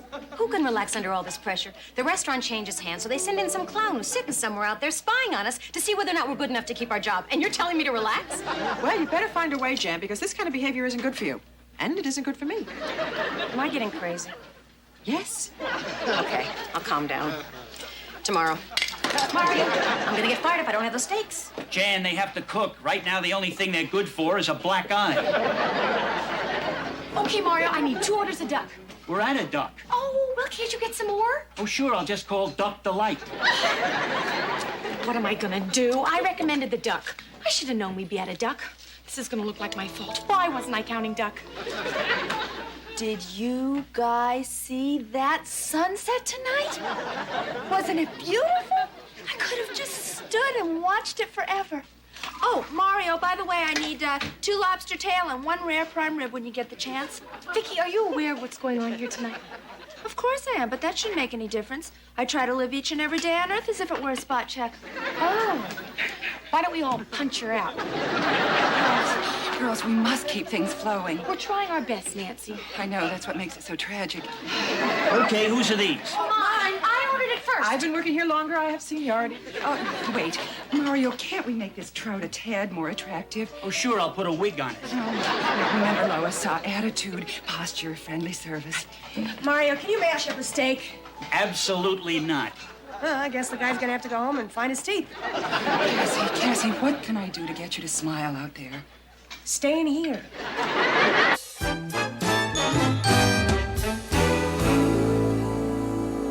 Boy, am I wiped out. Ah, I smiled so much I sprained my face. If they fire me, they're gonna have to wake me up to do it. If they fire me, they're gonna have to find me. I got a date. You damsels. Well, was I great? Was I fine? Was I okay? Sonny, you were okay. Just okay? Hello, ladies. And Sonny. Why'd you single me out? Well, I'm sure you'll all be interested to know that I've just had a little chat with Mr. Stedman, who did this evening's spot check. Which one was he? Swordfish on 7. That was me. I waited on him. Oh, he's a mean man. He hates sunsets. If I may continue. Generally, Mr. Stedman was quite pleased, but he did have a few notes. He'd prefer our napkins in a scroll fold rather than the traditional fan. And there will be one personnel change. Oh, give a guy a chance. Sonny. Oh, Nancy, showbiz is my life. Sonny, you still have your job. Oh, thank you. Nancy, who got fired? I did. Oh, look, I got a split. Nancy, what can I say? Remember, although our paths may never cross again, keep a smile on your lips, a song in your heart, and drive carefully. Nancy, did he tell you why they fired you? Yes, they don't want me anymore. They weren't satisfied with my work. I don't believe it. You were so wonderful with the customers. I thought so, too. Well, I, for one, am shocked. Well, what is life but a series of cruel surprises? Well, I guess I'd better go gather up my things. I wish I could think of something to say. I think we should all tell Nancy how we really feel about her. I mean, all the good times we've had.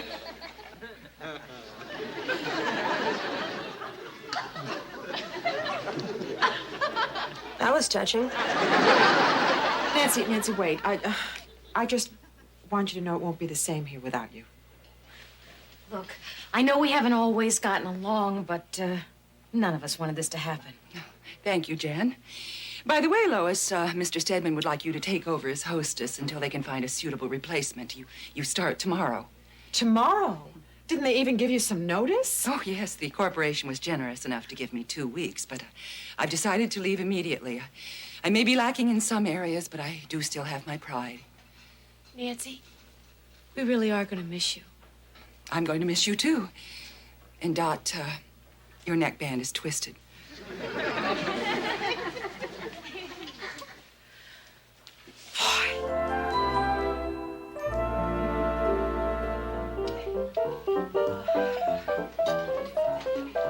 All right, who's next? Isn't that your job?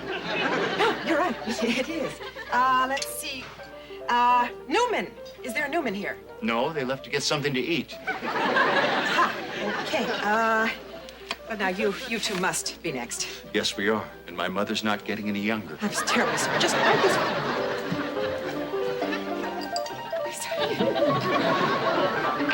Okay. Here we are. Oh, wait a minute. I can't see you here. I have people coming in 10 minutes. How about right over... No, people are sitting there. Excuse me. Would you two like some company? No, you wouldn't. Okay. Well, I'll tell you what I'm going to do. Why don't you sit here, and then if these other people come in, I'll move you. Excuse me. Lois? Yeah. See this? This is $1. This is my tip on a $60 check. And you know why? They were cranky, Lois. And you know why they were cranky? They had to wait 45 minutes to get their seats. Now you want to get it together because you're making life a lot tougher for the rest of us. Mario, where's Jan? She's in the lounge. Oh, I didn't tell her she could take a break. I can't do this job. I can't get anybody to listen to me. Lois, don't be so hard on yourself. You're doing a good job. Oh, Mario, I want to do a great job. That's too bad. Jan. Jan, dear, could you please take care of table 5? It's Ellen. Oh. He did? He did? You did? This is so cute. Yeah. Jan, you have customers. This is so cute. I don't care how cute it is. You still have customers. Hold on. Lois, can I take my break now? You're fine. Jan, Of course, if it please isn't a just- good time to take my break, I could take it later. Vicky, take your break. Take 2 breaks. Just leave me alone, please. Boy, you're trying to help someone. Sweetheart, I'm going to have to call you back later. The hostess is here. Bye-bye. Jan, you cannot be back here during business hours making personal calls. Lois, I took 5 minutes out to talk to my daughter. Well, Nancy would have fired you for that. Nancy would have fired who? Jan. Nancy was always firing Jan. Nancy would have had things running so smoothly that I could afford to take 5 minutes out and talk to my daughter. So I'm not Nancy. You're telling me. Jan. Lois, there's sure a lot of people out there waiting for tables. Can't you seat them? I don't know what tables you have reserved. Yeah, I don't know what tables I have reserved either. How did Nancy ever do this job? Well, I know. She didn't deserve to be fired. She deserved a medal. I almost wish you were here now. Yeah. Yeah, I can see her coming in the door, chiffon billowing around her, menus clutched to her bosom, yelling, "There's no one out on the floor." And she'd be right. There is no one out on the floor.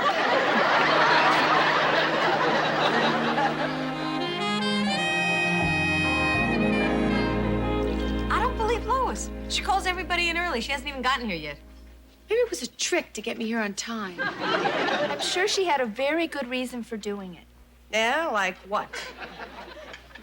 I said I was sure she had a good reason. I didn't say I knew what it was. Hi, everybody. Hi. Thanks for coming in early. This better be good. It is. I know why Nancy was fired. And with what I found out last night, she can have her job back in a flash. She can get a job back? With what I know, absolutely. Do me a favor. Take that information with you to your grave.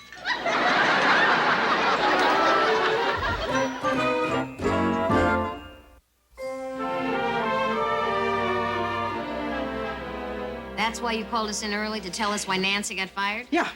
Gee, and I thought it was important. Wait till you what it is. Last night after you guys left, I'm sitting here trying to make some sense out of my reservations book. Any luck? When in walks Stedman, the hatchet man, and he says hi, and I say hi, and he says, how are things going? And I say, don't ask. Anyway, to make a long story short. You haven't yet. I am getting to it. Well, one thing leads to another, and suddenly he asks me if I want to take the job as permanent hostess. You're kidding. That's what I said. Because after all, I am pretty inexperienced. You're horrible. But he says that that's no problem. So then I tell him how I have trouble cracking the whip with you guys, and he says that's no problem. And then I tell him, you know, I lose my temper with the customers, and he says even that is no problem. What is the problem? The problem is, when I say to him, how do I know that you won't fire me for the same reason that you fired Nancy? He chuckles and says to me, that is a problem that you won't have to worry about for years and years. Get it? They fired Nancy because they think she's too old for the job. After that story, I'm too old. That's age discrimination. Isn't that against the law? Yeah, and it's also not fair. Yeah, whoever said life was fair. A man gets gray hair and wrinkles, he gets character. A woman gets gray hair and wrinkles, she gets old. Why is that? Who knows? Someone somewhere once decided that lines on a man's face show he has experience. Women are not supposed to have experience. Then where are all these men getting all this experience? Guys, I think we owe it to Nancy to go and tell her, in case she wants her job back. No, I don't want her back. Would you rather have Lois? No.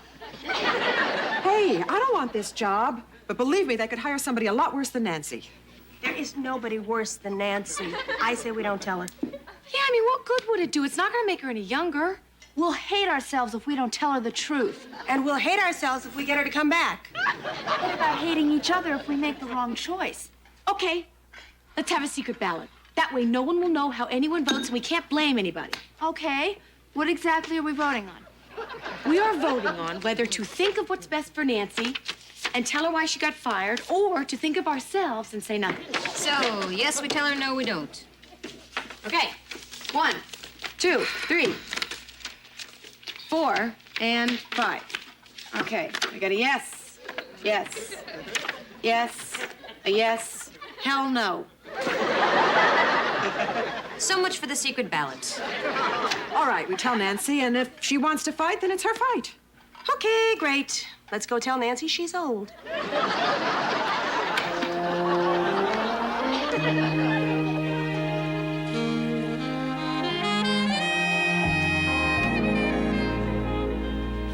Lois, are you sure this is the right place?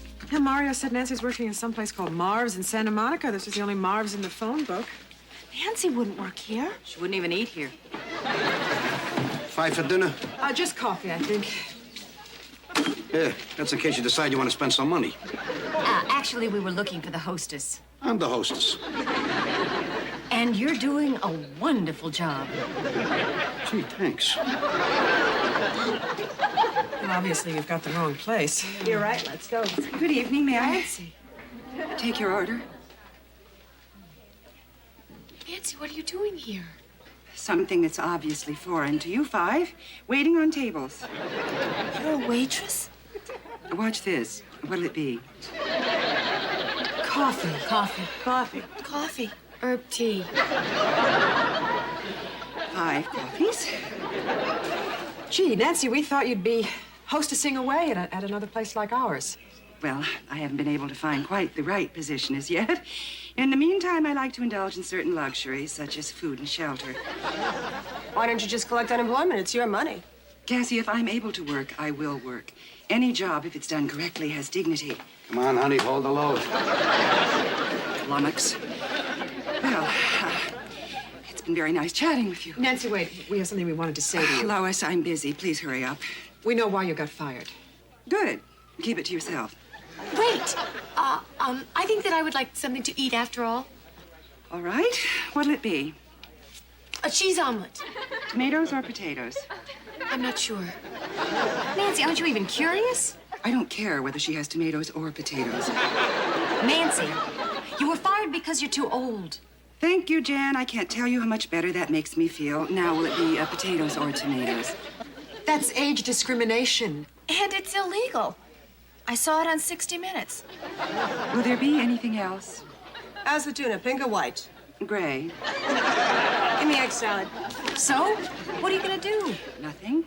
Nothing. But you have the right to demand your job back. Ladies, I appreciate your coming down here, but if you'll excuse me, I have to go scrape the grill. I don't understand why you are avoiding this. Oh, Lois, give me credit. Don't you think I at least suspected that they wanted someone younger? What else could it have been? I'm perfect in every other way. Evidently, they feel that a 45-year-old woman is no longer a drawing card. Hey, I thought you said you were 42. I lied. Nancy, listen. You are the most qualified person for this job. Now, Stedman is coming down at 9 o'clock tonight to ask me if I want to keep it permanently. Why don't you just show up and tell him that you're not going to stand for this? Oh, but I am. If indeed I have reached the autumn of my hostess years, I certainly don't want to make a public issue of it.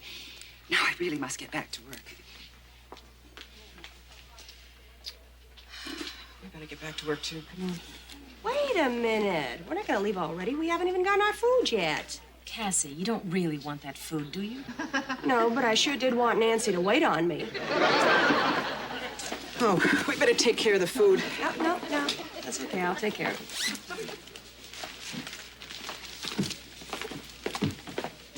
Oh, leave a tip.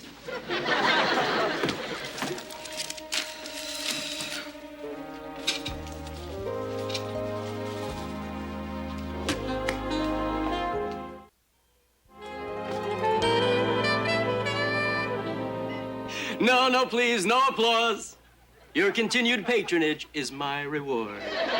Now I'd like to dedicate this next number to the head honcho around here, the big cheese, the guy who makes it all happen, a fellow I like to call Boss. Ringside at table 12, our Mr. Stedman. Hey, you're adorable, B. You're so beautiful. C, you're a cutie full of charm. Sonny. Read it. D, you're a darling, and E, you're exciting, and F, you're a feather in my arm. Mr. Stedman wants you to take a break. G, gonna take a break. I don't believe it. Lois has been over there talking to Stedman forever. How long does it take to tell a guy no? Don't look at me. Well, I can't take this any longer. I'm going to go over and find out what's happening. So, is everything all right at this table? If it wasn't, you'd hear about it. Thank you very much. Okay, Lois, I'm tired of trying to talk you into it. It's just that I'm so much happier being a waitress. Now, if you want a hostess, Nancy Beebe's Right. Look, you want to be a waitress, you be a waitress. I'll just find another pretty face. Look, why don't you get back to your job and I'll get back to mine, all right? Hello, Stedman. Miss Beebe, what are you doing here? Nancy, I'm glad you came. I hope you don't think you're going to eat here just like that. I know what I look like. That animal I was employed by had me working a double shift from the time you left until just now. I am tired and cranky and feeling every bit of my 45 years. Keep your voice down. No, I think not. I have a few things I'd like to discuss with you concerning my forced retirement. I really don't have the time. Make time, babyface. Miss Beebe, you are creating a scene. Would you rather I made a scene in here or in the kitchen? In the kitchen. Fine.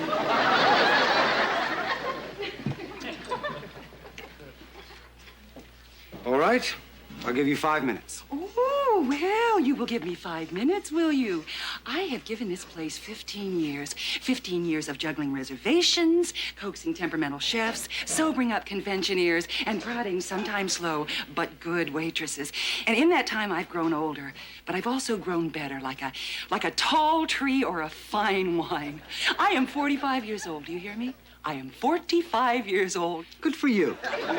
Yes, and good for my work, because now I can bring to it charm, style, dignity, and experience. You know, you may not believe that those are the qualities that bring people into this restaurant, but they're the ones that keep them coming back. Thank you, Miss Beebe. I'll make sure we write down those gifts on your letter of recommendation.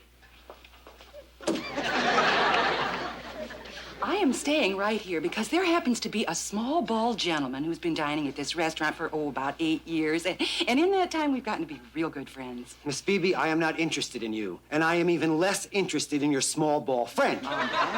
But this small, bald gentleman is one of the finest attorneys in this town who's well aware that age discrimination is illegal.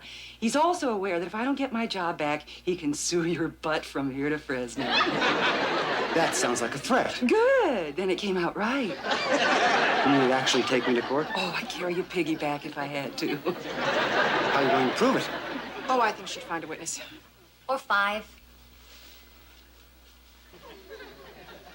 Well, I'd say there's nothing left to say. Except welcome back to Above the Top, Miss Beebe. May I go now? Please do. Leave a tip. I just want to say that you are all fine people, and I'm very grateful for your support. I'd like to thank each and every one of you individually, but as I look at you all gathered around me here, I realize there's no one out on the floor.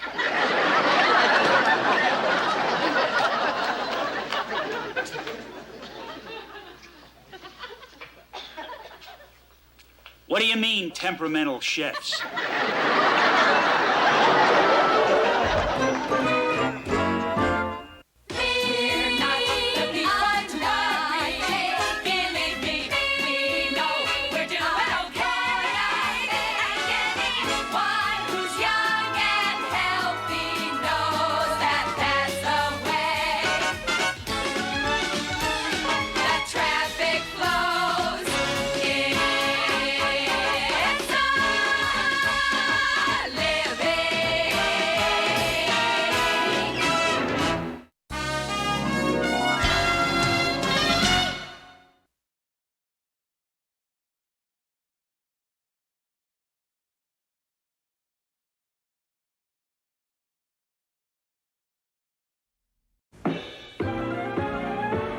Life's not the French Riviera.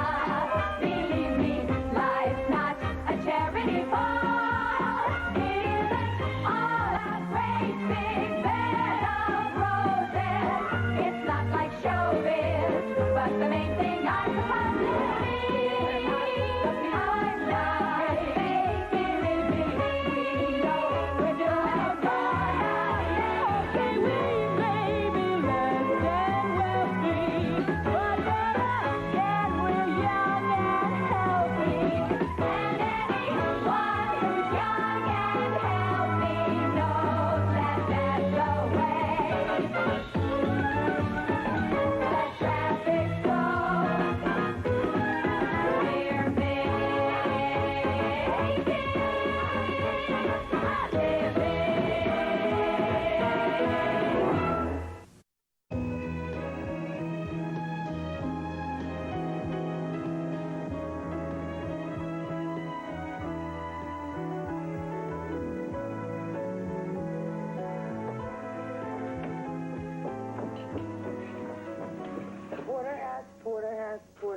Porterhouse, and a porterhouse. 2 days of stakes. When will this baseball team go home? Well, if they win tomorrow, they'll go home. As long as they go home. Guy wants to know if you can make his steak more rare. More rare? Why, certainly. I'll just knock the breath out of a steer and slap it on a plate. I was watching you with that guy at table 6. What guy at table 6? The third baseman whose roll you were buttering. Cassie, he hurt his wrist diving for a ball today. I was just helping him out. Ladies, table 5 wants their check, table 9 wants their meal, and table 3 would just like Cassie to walk by again. Good night, guys. Good luck tomorrow. Can I get you anything else? Jess, please. Could I have a suitcase to take my food in? A suitcase? Yeah, a paper suitcase to take to my room. Oh, you mean a paper bag, a doggy bag. Yeah, por favor, for my dinner. You didn't eat much. Is everything okay? My stomach wants no food when my heart is full of sadness. Why is your heart full of sadness? It missing my village back in Costa Rica. I haven't been home in many months for the pitching of the baseballs. But you can't pitch your best if you're homesick, can you? Well, if my pitching is bad, I can't go home. But if I can't go home, my pitching will be bad. Mine is a very sad story, no? I wish there was something I could do to help you. Perhaps if you could get for me my dog bag. This steak grows old before my eyes. Hey, gorgeous. Look, I've been trying to hit on you all night. What do I have to do to get you to notice me? Try lighting yourself on fire.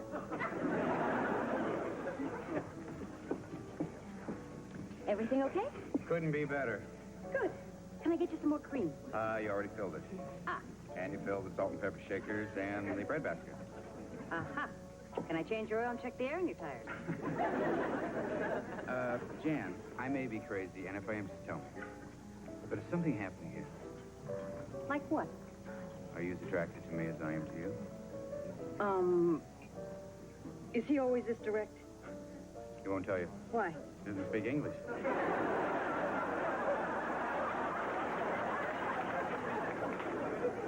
How about having a drink with me later?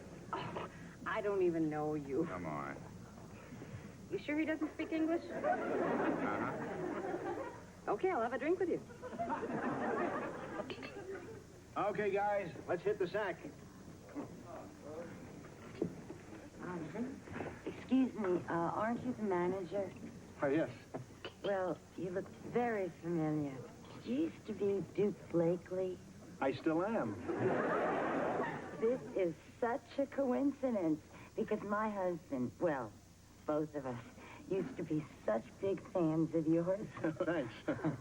You know, I almost didn't recognize you. You put on a lot of weight. Well, about 10 pounds. Oh, no. It must be more like 20. 15. Well, my husband was your biggest fan. You know, you were the same age. In fact, you even looked alike. Oh, maybe I can meet him sometime. Oh, he would love it, but he's dead. Oh, I'm sorry. Yeah, it was his heart. Oh, that's too bad. Well, he was like you. He put on a lot of weight and then bang. Well, it's been nice reminiscing with you like this. No, the pleasure was mine. Seems like a million years ago, doesn't it? It does now.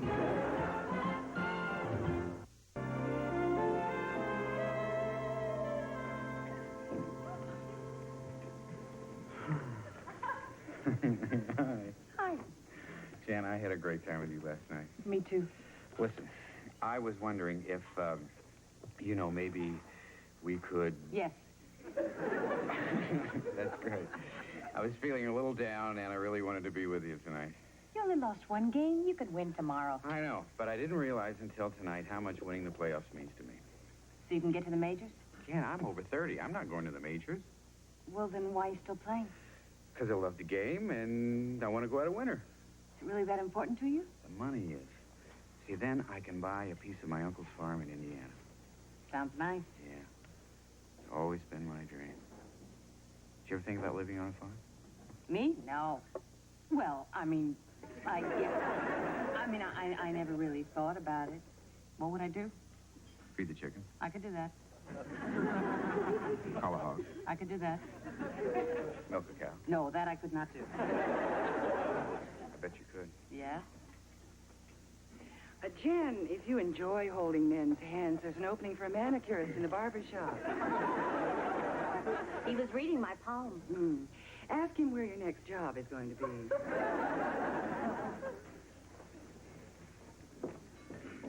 Hi. Hey, listen, I want to apologize for the way I came on to you last night. You know, I was feeling up from the game, and I guess I just lost my head. Forget it. Well, I got you a little something as a way of saying I'm sorry. How sweet. Your own cake. I just thought that later, you know, if you're not busy, I'll be in my room alone, worrying about the big game.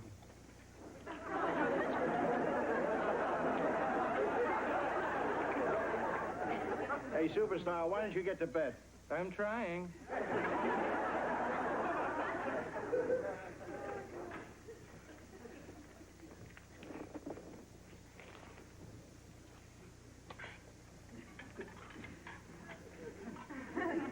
Good night. Yeah. Mr. Blakely? Huh? I'm sorry about last night. I realized that I might have said some things about your age in the past that could have upset you. Oh, you didn't upset me. Well, when you came in tonight, you sat at my station, and then when I came to take your order, you moved. Well, maybe you upset me a little bit. Because of what I said about your weight? And my age, and my heart. Well, I don't know what made me say those things. Perhaps you have a cruel side that you know nothing about. Well, I didn't mean it. Frankly, I think you're a very attractive man. Well, thank you. Well, you're not bad yourself. Oh, thanks. Hey, how about you coming down to my room a little later? Why? Well, we could have a couple of drinks and see what happens. Nothing would happen. See, my husband's only been dead a year, and even if he were alive and I weren't married to him, I just don't do that sort of thing. Well, I didn't mean anything by it. You know, I'm a ball player and you're a girl, and I figured that you expected it. I didn't expect it. I'm sorry. It's all right.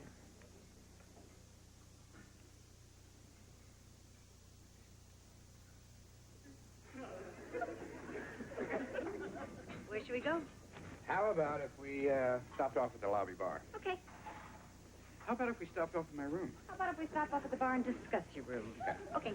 Good night, Doc. Good night, Jan. How do you be doing? Hi. We missed you at dinner. I guess your heart is still filled with sadness. No, my heart is shaking in my boots. They have been decided that I shall pitch tomorrow. Oh, that's terrific news. Oh, if I win, yeah. I can go back to my village a hero. If I lose, I will go to the desert and live in a hole. Well, don't give up. You haven't lost yet. I know. I haven't eaten dinner yet, too, and I'm very hungry. Could I have another dog in the bag? Oh, well, the restaurant is closed. Good night, all. Oh, Dennis, what's your name? Skippy. Skippy? Cute, eh? Dennis, Skippy here has to pitch tomorrow, but he missed dinner. I was wondering if you could stay just an extra minute, maybe whip up some leftovers. Whip up some leftovers? I am not your Aunt Bee.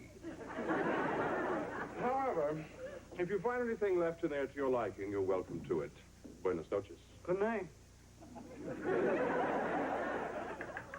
Looks delicious. What are you making? I'm making my dinner. I know, but what is it? 3 eggs, a little butter, and some mushrooms. We call that an omelet. So do I.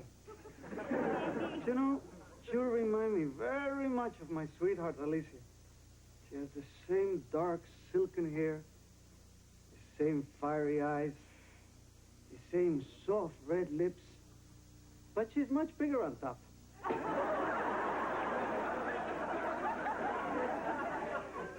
You must miss her a lot. Oh, yeah, very much. But if I win mañana, I can go home to her. And if you lose? Then she will hate me, and I will hear of her wedding to another. I don't believe that. If Alicia loves you, she wouldn't dump you just because you lost a baseball game. And I don't think your village would be ashamed of you either. You're a nice guy, Skippy, and that's all that matters. It's what you are inside that counts. Oh, Dot, those are very wise words. But believe me, they fall on empty ears. The people in my village are very proud. They judge a man by what he does. A man is not a man unless he proves himself above others. Next to that, I owe them all money. There, the omelette is done. And I want you, my little Dot, to have the first bite. Okay? Open wide. Is it hot? Does your tongue burn? Are you afraid to swallow? Good, it's perfect.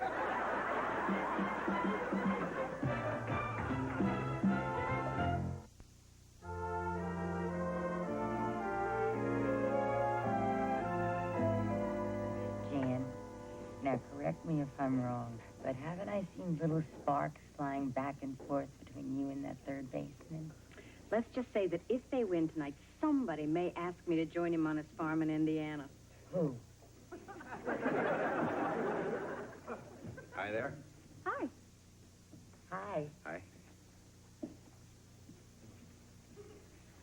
Oh, well, I'll leave you two alone.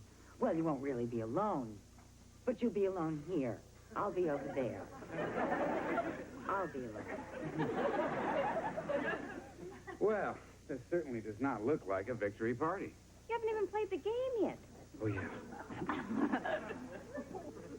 Jan, Dan. Hey, what are you doing here anyway? Well, we figured you probably wanted to wish us good luck and maybe give us a good luck kiss. Well, good luck out there tonight. Thanks. Thanks a lot. I don't suppose I could get a good luck kiss. Sure. Nancy, give him good luck. Me? You want me to give you a good luck kiss? Well, not if you don't want to. I know you got rules and stuff. Well, that's true, but it is a crucial game.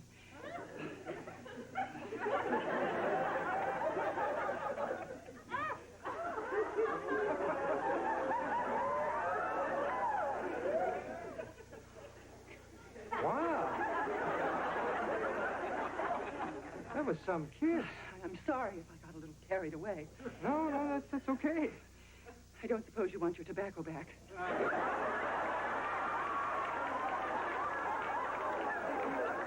thanks. In that case, if you'll excuse me.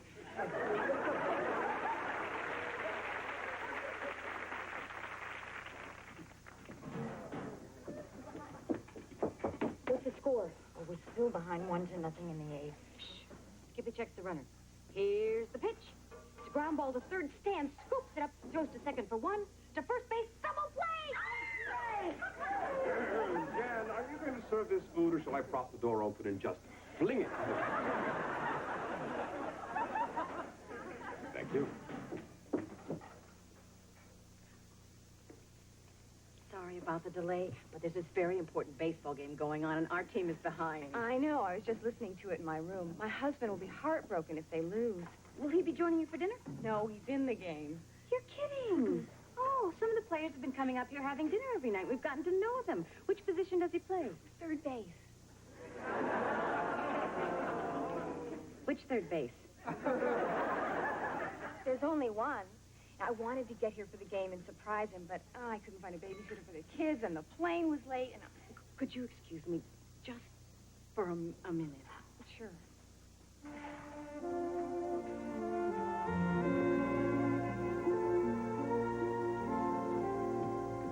Jan, is everything all right? You know I'm a jerk. A jerk, a dope, and a fool. Something's happened, hasn't it? He's married, Maggie. Who? Stan. The third baseman, my future husband. How do you know? Because I just waited on his present wife. His wife is here? Right here. Jan, you were in his room last night. Didn't you notice her? Maggie, she wasn't there last night. She was at home tucking in the kids. Oh, my God. How could I be so stupid? I've been a waitress for 3 years. I should be able to spot a married man. God, I'm angry. What a creep that guy is. First he cheats on her, now he's cheating on me. Well, it's over. The other team scored a run in the bottom of the ninth, and we lost. Wait till I get my hands on Stan. I'll kill him. Boy, is she a sore loser.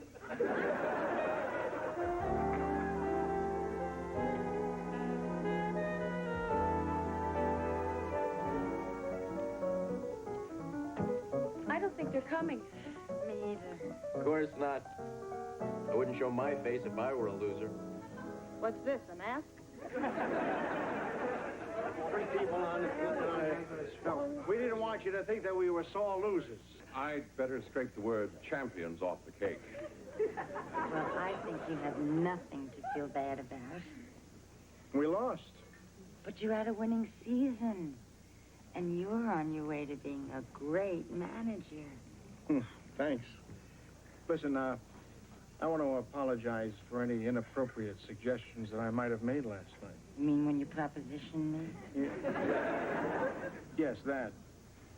You're a very nice person. And I would like very much to be able to take you out to dinner sometime.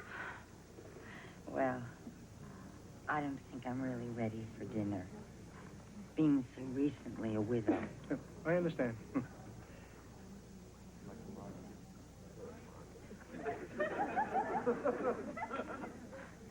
Skippy, I know you lost, but you can still go home a proud man. I think I will never go home. But you pitched a good game. A good game? I pitched a great game. They only hit my baseball 4 times. Then after the game, a man came to me and offered me a contract to pitch in the bigger leagues. You're kidding. I hope not. They want me to pitch for the San Diego Fathers. And with my bonus, I will go get Alicia and pay off the whole village. Oh, that's great, Skippy. I hope that when you get to be a big star, you don't forget about all of us. Oh, Dot, you're very sweet and a kind girl. I will try never to forget you. And if I do, I give you permission to remind me. How you doing? I'm still depressed. Oh, look, I hate to see a guy so down. There's a quiet little bar in the lobby. Why don't you meet me there in about 5 minutes? You're not just doing this out of pity, are you? Yeah. Okay.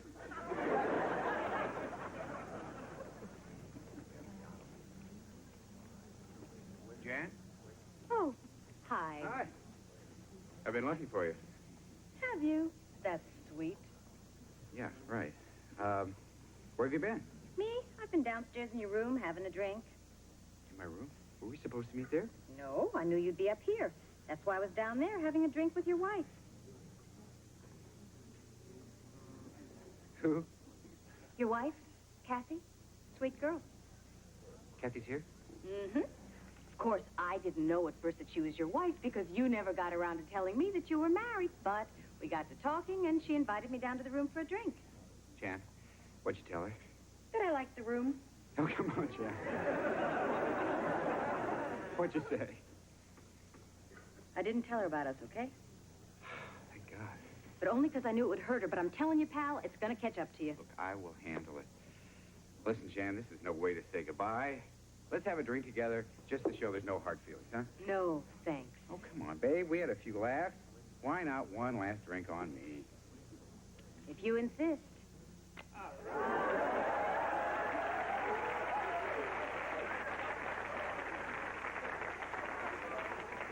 Isn't that how you ball players do it?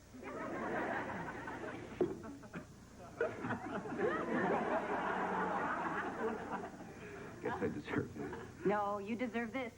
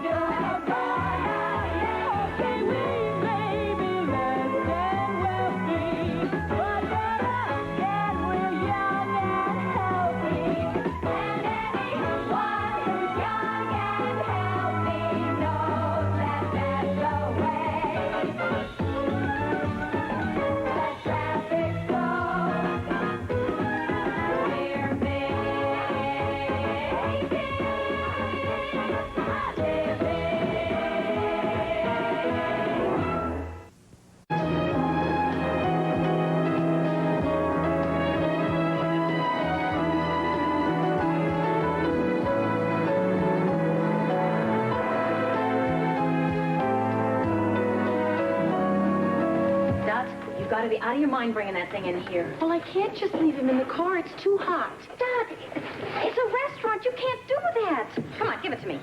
What's up? She's got a mouse in that box. Oh, I hate mice. They're sneaky and they're fast and they pounce on you when you least expect it. Yeah, like a bad date. Well, what was I supposed to do? He was standing in a street corner looking very confused. I didn't want someone to step on him by accident. Okay, give him to me. I'll step on him on purpose. No, after work, I'm going to take him to a field and let him go. How do you know he wants to go to a field? Right, he's a street mouse. He'll just stand in a cornfield waiting for a cab till he dies.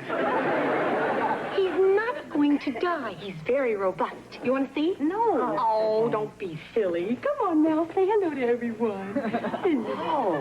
Oh, you know, he is kind of cute. Cute. No. What are we doing? We were just looking at Dot's mouse. See, our shoes, brown, mousy brown shoes. We were just looking at Dot's brown shoes. You know, I don't know why she picked that color. Well, I hate to tear you away from ugly shoes, but if you don't get to work, I'm going to make an ugly scene.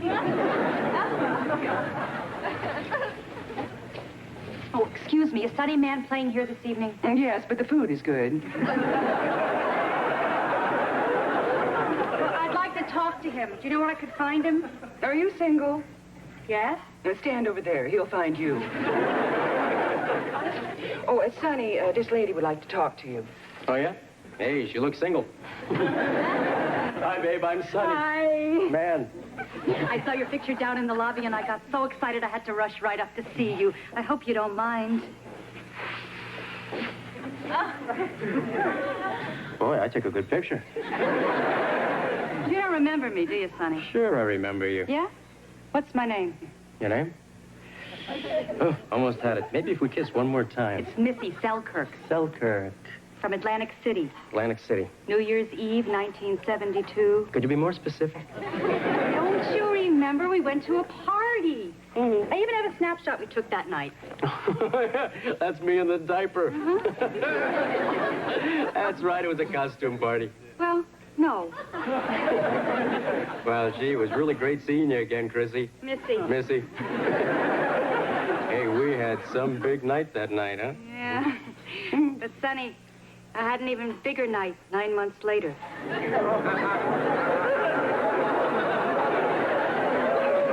What do you mean? I mean, I have another snapshot of somebody else in a diaper, and he looks a lot like you. You mean he's from me, from a father? Are you all right? Sure. Well, look, Sonny, now that I've found you, I think you ought to meet your son. Yeah, sure, but this comes as a big shock. I think we ought to allow a little time for it to sink in. Sure. But a couple of years be too much to ask? Sonny, he's a great kid. I'll tell you what, I'll come by tomorrow, and I'll bring your son with me. Hey, wait, I'll walk you down. Oh, no, you don't have to do that. Yes, I do. I want to get my picture out of the lobby. Dennis, you got a couple of minutes to just talk? No. Look, I'll be honest. I got this problem I need to talk to another guy about. Is this something you should have discussed with your high school gym teacher? Worse. All right. But I only have until that timer goes off to get this sauce into a pan. Otherwise, it turns into linoleum. Okay, I'll make it quick. There's this girl I knew very well one night who says I'm the father of her kid. Oh, that is serious. I'm sorry if I seemed callous. That's okay. Well, you came to the right man. I had a friend who was once in a similar situation, and he found an ideal solution to the problem. What he did was to do... Thanks for listening. Girls, I need some advice. Sonny, this is going to have to wait. Dot's mouse ate a hole in its box, and now we got to find it before it finds Nancy. What mouse? Oh, my God. Did you find him? Oh, no. But I was just thinking, what if he breeds? Maggie, it's only one mouse. It takes two to breed. That's God's little trick to get us to have children. Look, girls, I need advice. Not now, Sonny. But it's important. Nothing is as important as a loose mouse in the place where you change your stockings. This is. Some girl said I made her pregnant.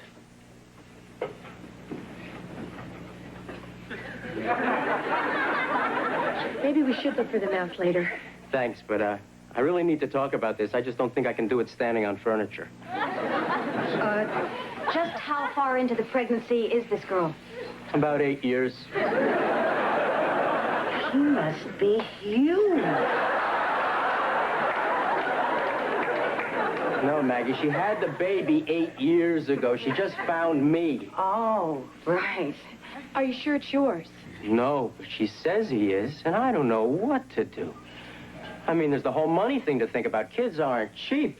I mean, you just can't turn them loose and let them eat what they catch. I think that's probably a large part of why this woman looked you up.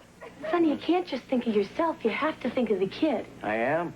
That's why running away seems like such a good idea. She's right. If it was my father, I wouldn't want to know. I have to say something. Sonny, I lost my father when I was a kid. And there were times when I needed a father so badly, I thought I would give anything in the world to have even the worst father. So you better stop and think before you just run out on this kid without even knowing him.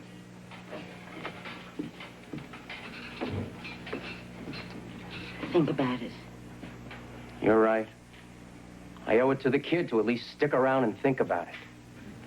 Sonny, I gotta tell you, I think a whole lot more of you because of the way you're handling this. Thanks. And Jan, can I ask you something? Sure. You want to go home with me tonight? No.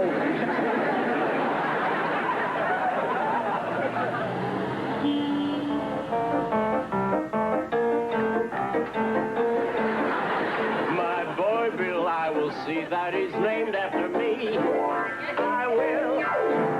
My boy Bill, he'll be tall and tough as a tree. Will Bill. Hi, Sonny. I'm really glad you decided to stay. Yeah. Hey, listen, Maggie, what do you think of the name Bill for a boy? Sonny, if this boy's 8, he probably already has a name. You see, when you register for kindergarten, that's the first thing they ask you for. No, Maggie. Maybe I'll really like being a father and want to have another son. Okay, Sonny, before you jump into this, just be sure that this child is yours. But I mean surely sure that you're sure you're sure. You know what I mean? You want me to be sure? That's it. I will. Don't worry, Magpie. I'll know. The mans are a distinctive breed. Besides, my boy Bill, he'll be tall and tough.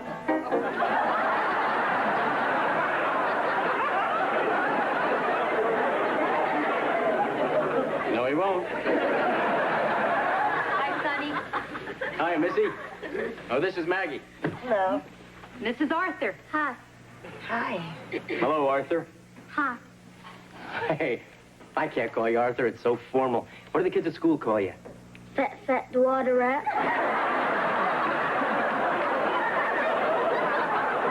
That isn't a nice thing to say. No, but you can't argue with it. Hey, look, Arthur, why don't you go into the kitchen with Maggie while I talk to your mom? Come on, Arthur. Could I see a menu? Missy, are you sure that's my son? I mean, he's not what you'd call my spitting image. Look, Sonny, you want blood tests? You want to go to court? I'm ready. I didn't exactly expect you to bounce them on your knee. That's a relief. Hey, look, I mean, he's not exactly what I had in mind. Yeah, well, raising him alone for 8 years wasn't exactly what I had in mind. Does he know I'm his father? No, I haven't told him yet. Look, Sonny, all I really want is a little help in getting settled here. How much help do you want? Give me $5,000. You'll never see me again. How about $50? You can come around once in a while. How about I just walk out of here and let you try to raise him for a while while I catch up on 8 years? All right, wait. Where you going? Out. When you coming back? When I'm through. What are you gonna do? Everything. Well, that could take a while. Sonny, where's Arthur's mother? She just got on the elevator. Well, you better go in there and you better talk to Dennis. You know how he is about people snitching food. Why, did Arthur take something? Yeah. What? A ham.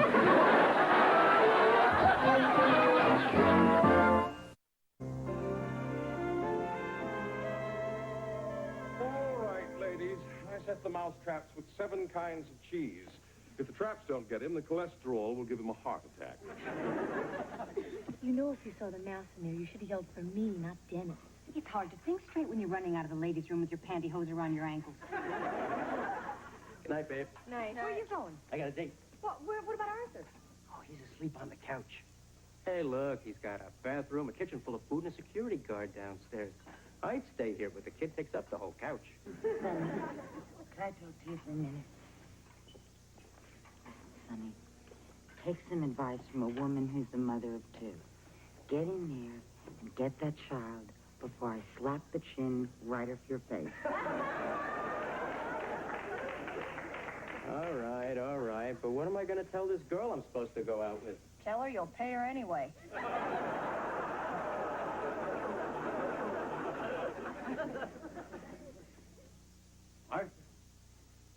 Arthur, come on, we're going home.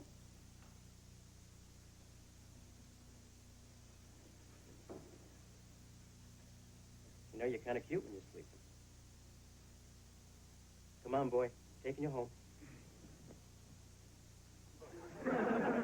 Oh, he fell asleep with his little sandwich.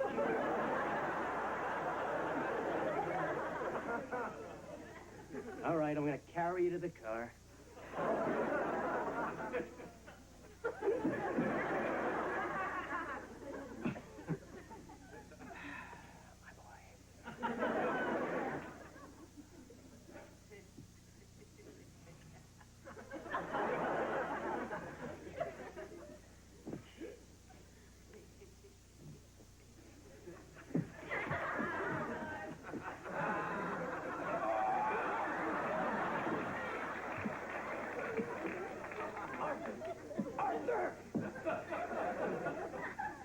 Oh, fat. I write the songs that make the whole world sing. I write the songs of love and sweet things. I write the songs that make the young girls cry. Ooh, ooh, I write the songs, I have music. Me.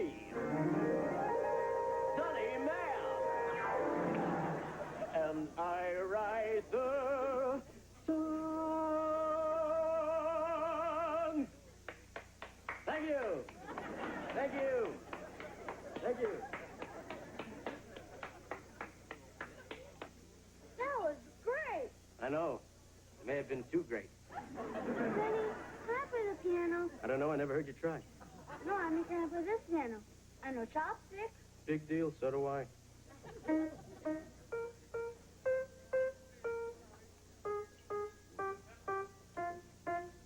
That was pretty good, but it wasn't chopsticks. That's Twinkle, Twinkle, Little Star. Watch. A twinkle, twinkle, little star. How you are up above the sky so high, like a diamond in the sky. A twinkle, twinkle, little star. How I wonder what you really are. Wow, you know the words and everything. It's my job, kid.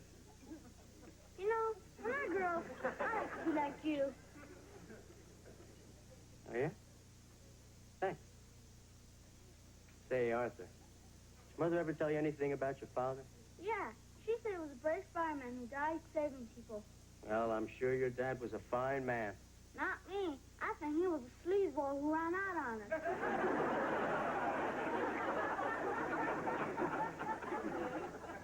Snack time. Oh, no. Oh, Melt. Melt, where are you? Where are you?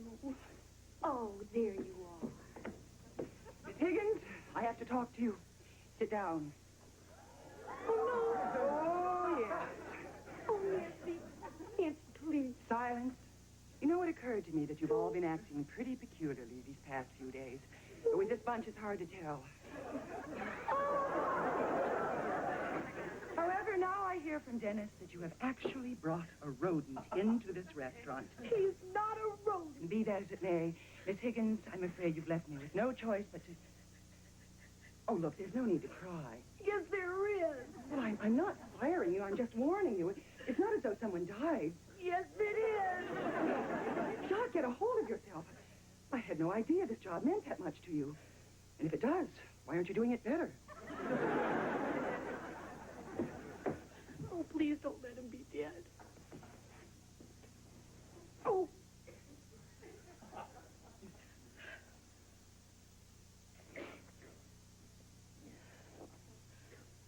Swing low, sweet chariot, coming forward.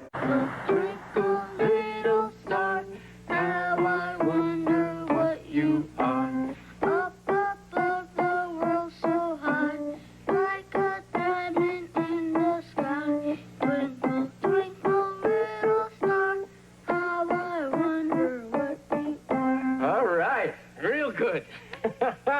You learn fast.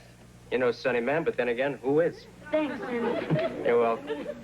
Ready for bed? Yeah. Good. Let's go. We got a lot. What you got? A bedtime snack? You have a glass of milk in there, too? No. All right. Hey, look, tomorrow's my day off. What do you say we get up early and do some kid stuff? You know, go to the park, play ball, whatever. What would you like to do? I'm not sure. Well, what you used to do with your friends back home? I don't really have many friends. Kids make fun of me. Why? Guess. Well, kids can be like that sometimes. But the next time they try it, you just tell them to stuff it in their pencil box. But they're right. Arthur, does being heavy bother you? No. Yeah. And why don't you do something about it? Nobody would like me anyway. That's not true. I like you. But that's not the most important thing. The most important thing is that you like yourself. And if there's something you don't like, well, it's up to you to change it. You really like me? A lot. You want half my sandwich? How about if I take the whole thing? That's a better idea. It sure is. All right. Let's go to bed, pal. We got a long day tomorrow. What have we here? Yeah, about that one. Who could that be this time of night? Hope it's not some girl. God, I never thought I'd hear myself say that. Hi. Hi.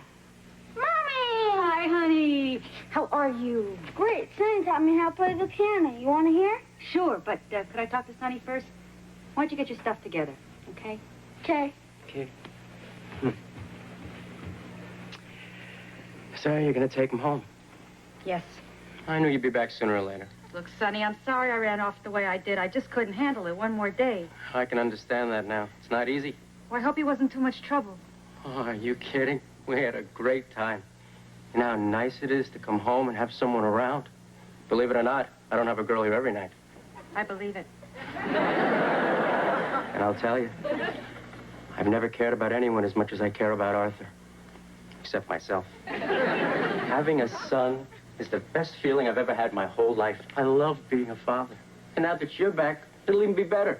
Hey, look, I can be a big help to you. We'll work out support payments. I'll take him on my day off, my vacation. It'll be great. We're going fishing. Arthur's gonna teach me how. We can share our son, and he can share us. Sonny, Arthur is not your son. What? Arthur is not your son. I made the whole thing up to get money from you. I'm so sorry. I've never done anything like this in my whole life. He's not my son. No. Why'd you pick me? Because I was all alone in L.A. without a job, trying to raise a child some creep ran off and left me with. And then I saw your photograph, and, well, you always seemed to represent everything that was wrong with men. But you're sure he's not my son? I'm sure. Look, I'll take Arthur, and we won't bother you anymore. No, you just can't take him and disappear out of my life. I'll tell you what, if you let me see him, I'll give you money. But you don't have to do that. I got a job now. Great, but I want to see him. Okay. You can see him. Thanks. You know, I sneaked a couple of phone calls to him to make sure he was okay, and he told me he likes you a lot.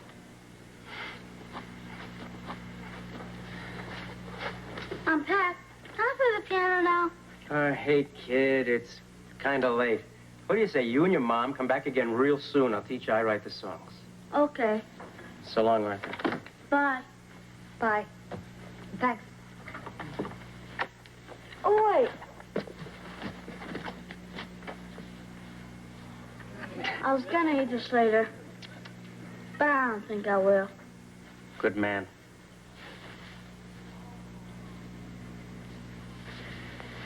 Bye.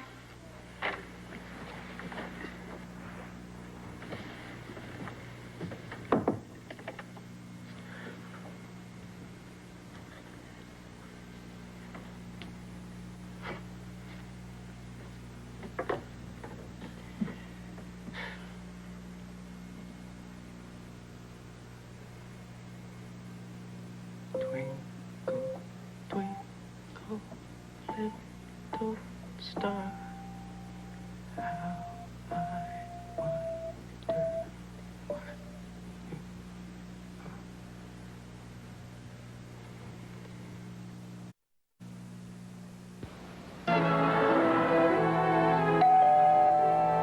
I'm coming.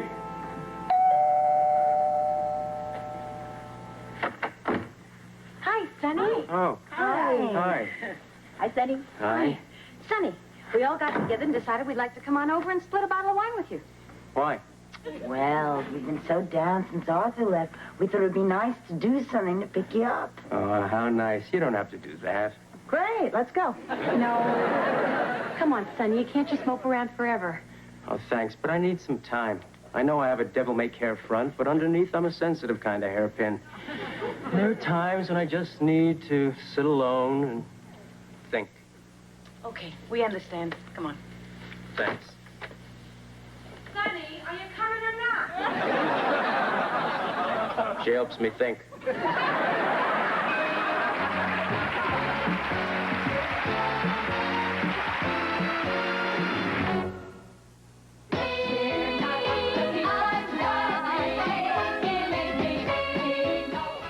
Coming up next on the Eyewitness 12 News Hour, the second tropical storm of the season is churning in the Gulf now. Stormy weather is making it rough for divers recovering a sunken treasure.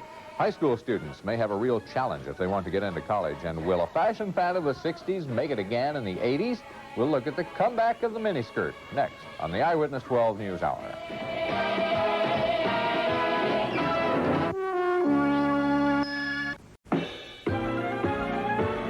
Life's not the French Riviera. Believe me, life's not a charity ball. It isn't all a great big bed of roses. It's not like showbiz, but the main thing I suppose is I'm not faking it. We know we're doing fine. Okay, we may be less than wealthy, but better yet, we're young and healthy. And anyone who's young and healthy knows that that's the way the traffic goes. We're making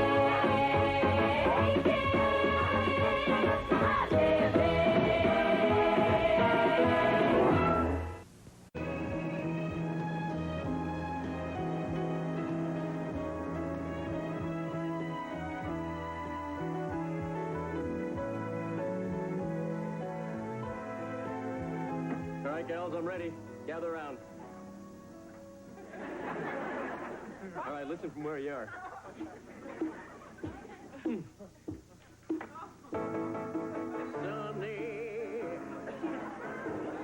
Yesterday my life was filled with rain.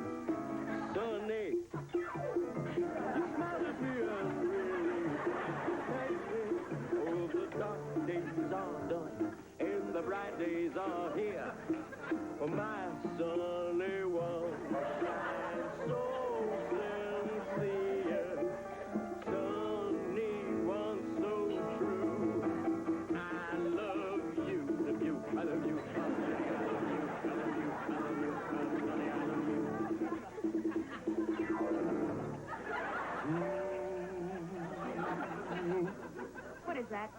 My Mr. Rhythm Machine. With this, I'm going to make it to the top. I think I'll call myself the Sunny Man Trio. You could call yourself Sonny and Garfunkel, and you still wouldn't make it. I love the way your lip gloss sticks together when you say make it. Yeah? How do you like this? Buzz off.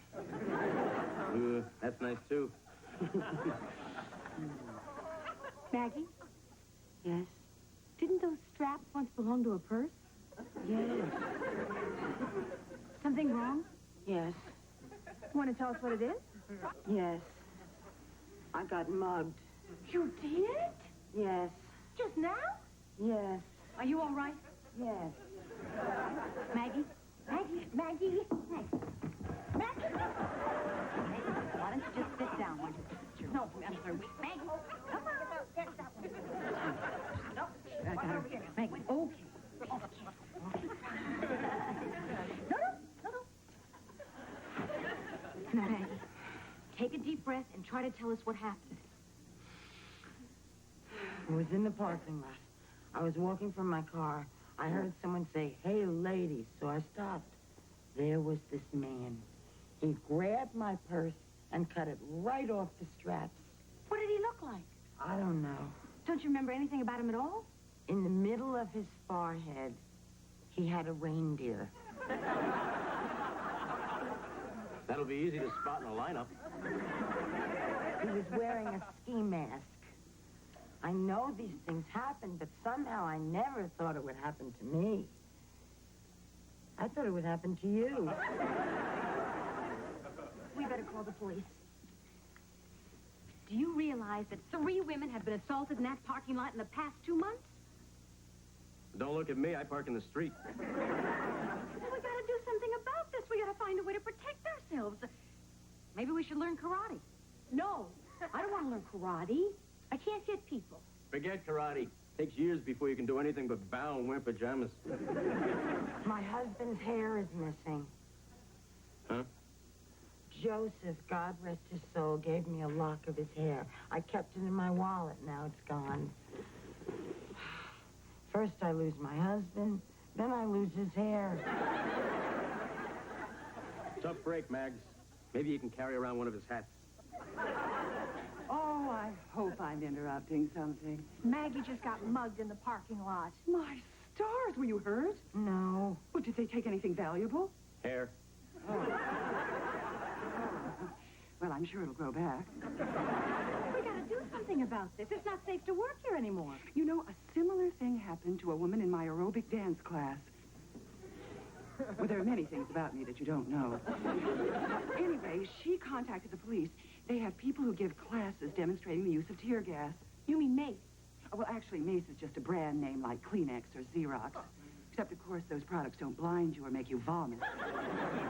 Do you think we could get someone to teach a class here? I'll call my friend and ask.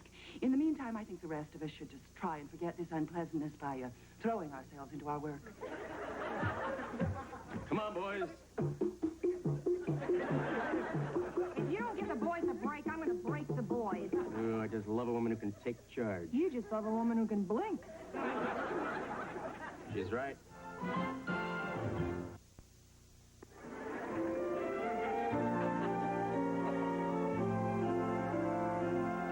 All right, ladies and gentlemen, this is the little baby right here.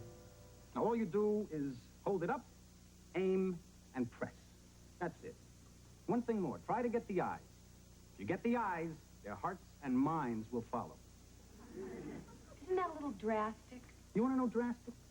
During the first 6 months of this year, in this city alone, there were over 12,000 robberies. In this city alone, there were over 10,000 assaults. In this city alone, there was over 1,200 rapes. That's right. What does that tell you? It's a real bummer to be in this city alone.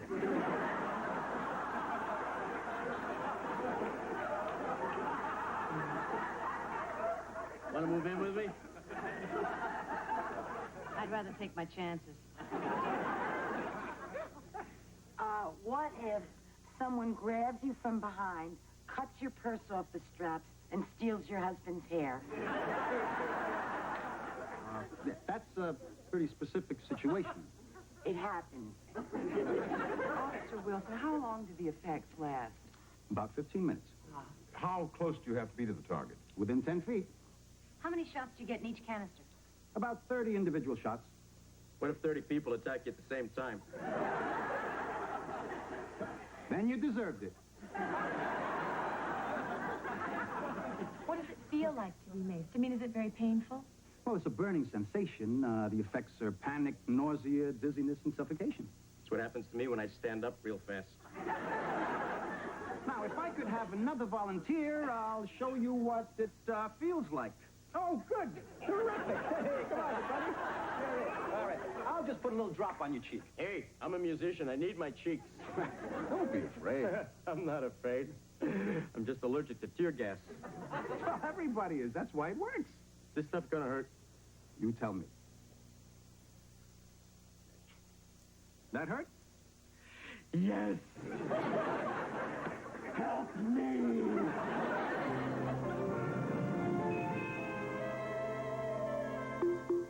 One, two, 3. 1, 2, 1, 2, 3. 31, 32, 31, 2, 3. Gonna kill it, Sonny. I'm gonna kill the whole trio. All right, come on, guys. Let's get a drink. I'm buying.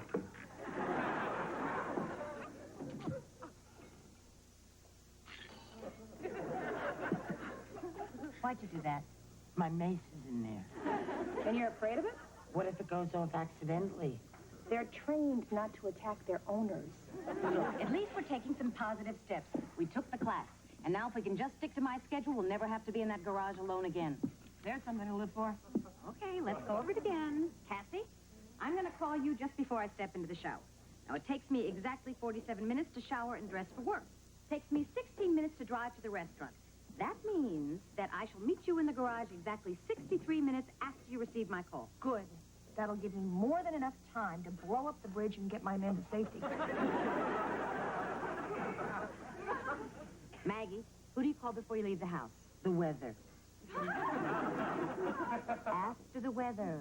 After the weather, you call Dot and you tell her you're leaving for work. I better make a list. Just where do you think you're going? I have tickets to the Rocky Horror Picture Show, and I've never seen it. It starts in 20 minutes. But, Dot, you know none of us are supposed to leave here alone. Yeah, we're getting ourselves stapled together. Look, I'll be fine. And I'll make it up to you tomorrow night. I'll go to the garage with you twice. Be careful and don't talk to anyone.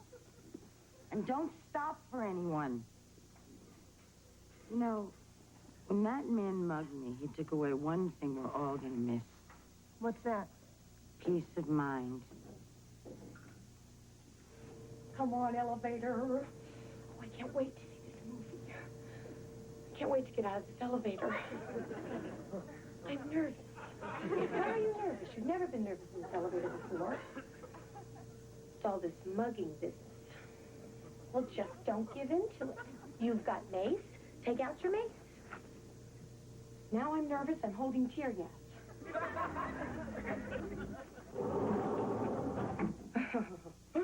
Oh, this is silly. There's not going to be anyone out there. Just cars. Cars are our friends. See? No one out here. Everything is going to be just fine.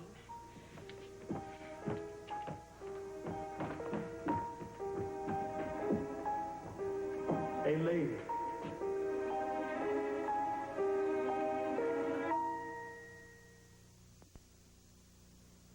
Give me your bag.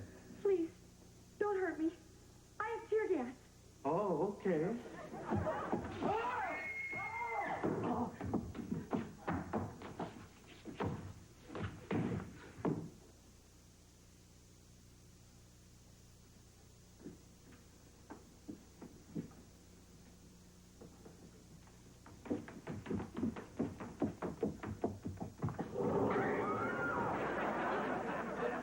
What is it? What happened?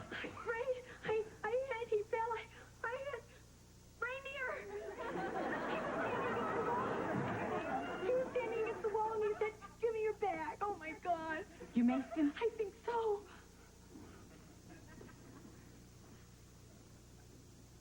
Why is he lying there like that?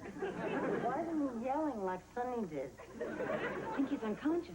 Oh, no. I guess he must have hit his head when he slipped in that oil slick. Oh, I can't look. Not much to see, just a guy in a puddle of Pennzoil. I killed him. I know. He's dead. No, he's alive. He's breathing. His back is moving. Oh, he's alive? Oh, he's alive. Oh, maybe we should throw a blanket over him. Dot, he attacked you. He didn't win the Kentucky Derby.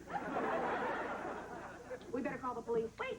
You can't just leave him lying in the middle of the parking lot like a speed bump. She's right. One of us should stay here with him. Well, what if he wakes up? Two of us should stay here with him. Good idea, Cassie. Good.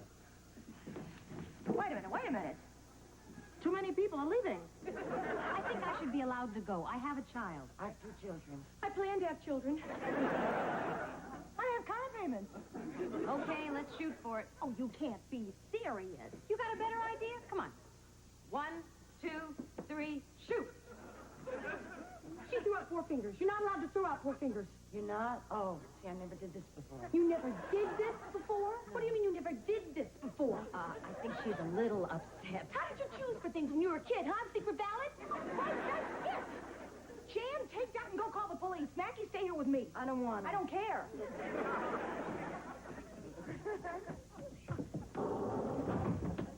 Everybody has done this before. Where did you grow up? In a cave? Or were you raised by a pack of wolves?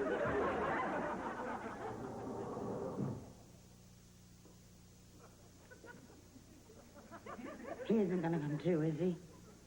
Not a chance. And if he does, we can handle it. Piece of cake. Want to watch him from your car with the doors locked and the windows closed?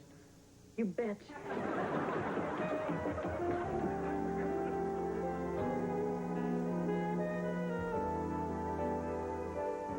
Hi.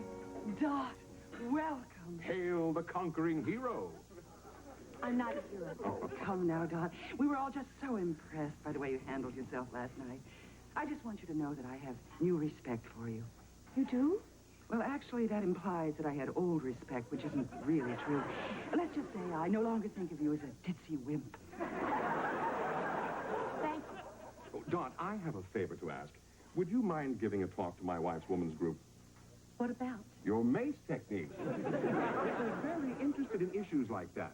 They were going to have a demonstration of attack dogs, but when they heard about last night, they said they'd rather have you. I'll think about it.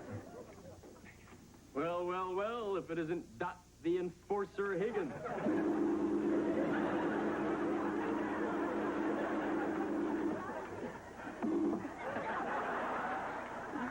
So tell me, Dot, did you waste anyone today? No. No? Well, hey, the night is young. Give me a break, Sonny. I hear you really put that guy away. I hear they had to scrape him up with a spatula. Will you just leave me alone? Oh, she's getting angry. Don't shoot, don't shoot.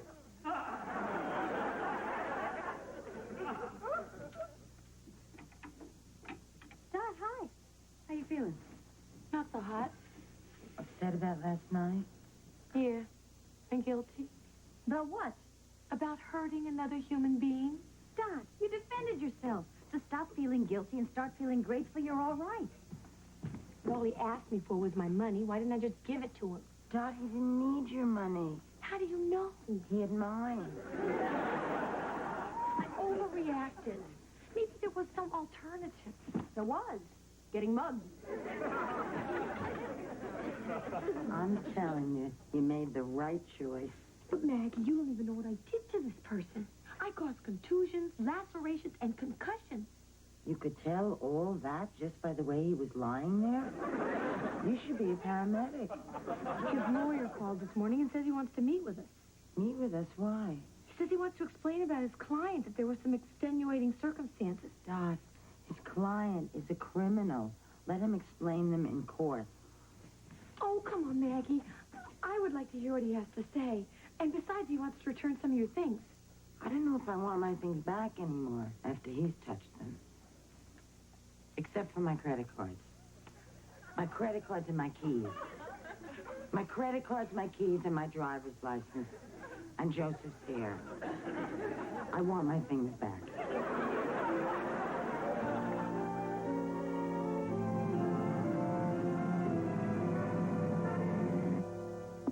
His leg late. Maybe he's not coming.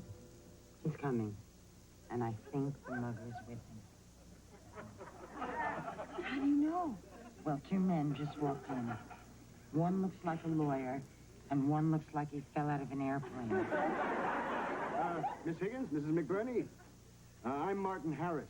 This is my client, Louis Allen. You didn't say he was coming. Oh, he insisted. Yes, I wanted to apologize in person. Oh, here you go. Take it easy. Oh. Head injury. Now, this man is lucky he's not a vegetable. So, how is everybody today? Fine, thank you. Louis is prepared to return some of the things he took from you that night. Louis, I want you to give Mrs. McBurney her bag back. Thank you so much. Oh, Does it hurt? a lot. I'm sorry. Doc, he's supposed to say that. Right. I'm sorry. Wait a minute. Something is missing from this bag. Yeah, the straps. Don't you have them? Yes. But what about my hair? It's lovely. No, there was a lock of my husband's hair in this wallet. It's missing. Look, I'm sorry about the hair, and I'm sorry about everything, but I gotta explain the circumstances. You see, this never would have happened if I didn't lose my job. You lost your job? Yeah. You know what it's like to try to find a job these days? Oh, it's hard. Very hard. Almost impossible. My point exactly. Oh, so there you were, out of work, bills piling up, desperate. What were you going to do for money? Well, that's where you came in. See, I think we can see it. Louis has suffered enough. All he's asking for now is your forgiveness. I forgive him. How about you? Oh, I suppose I forgive him, too. Good. Then it's settled. And at the trial, I'm going to recommend leniency. What trial? His trial. But you said you forgave me. Well, I do, but you broke the law. It's not up to me to let you go. You're gonna trust that to strangers? Just because I'm not mad at you anymore doesn't mean you're not standing trial. come on, Maggie. Maybe we'll give him another chance. I think he paid for what he did. He took your purse, but I broke his nose. Sounds fair to me. No, he committed a crime and he has to go to court. How about if I go to traffic school? It's not up to me to decide. Okay. You want to go to court? Let's all go to court. No. Look, lady, you take me to court, and I'm going to sue her for assault, personal injury, and anything else I can get out of her. You would sue me? No, I'll have to. I'm the lawyer. You didn't come here to apologize. Right. You probably never lost your job. Lady, I never even had one. This was all a trick just to get us to drop the charges. You know, Mrs. McBurney, it's people like you who make it difficult to defend the guilty. Well, that's just too bad for both of you. And I'll see you in court, sucker. Don't worry, I'll be there. I'm really sorry. Now I got you into trouble. I felt sorry for him. That creep is not a nice person. Doc, I knew it the minute he mugged me.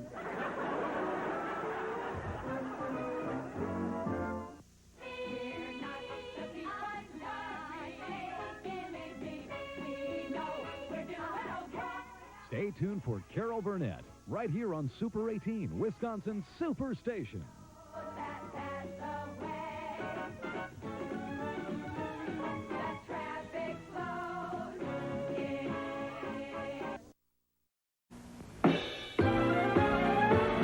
Life's not the French Riviera. Believe me, life's not a charity ball. It isn't all a great big bed of roses. It's not like showbiz, but the main thing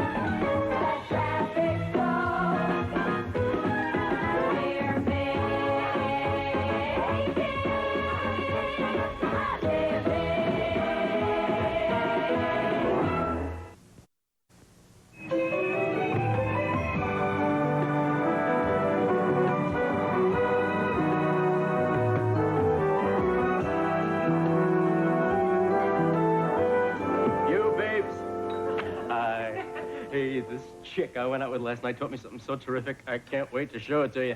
I don't want you taking any of your clothes off. Neither did she. Here's the trick. Huh?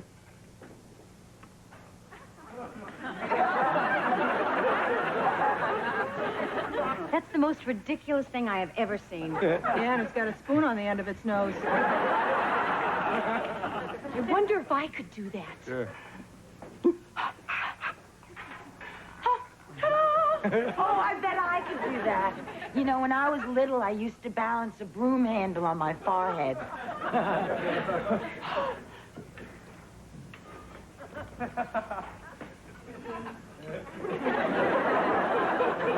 Let me put it this way. What are you idiots doing? We're learning a new trick. You know, any minute now, people are arriving for a wedding rehearsal. They may lose confidence in us if they see us wearing silverware on our faces. I know I would. All right. Hand them over. Back to work. All right, here you go.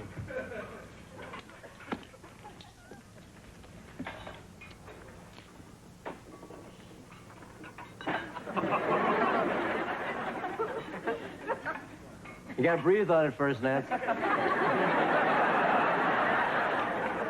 I love weddings. You know, I don't think I'll ever get married. Oh, Sonny. He's the man who hangs spoons on the end of his nose. What choice does he have? Excuse me.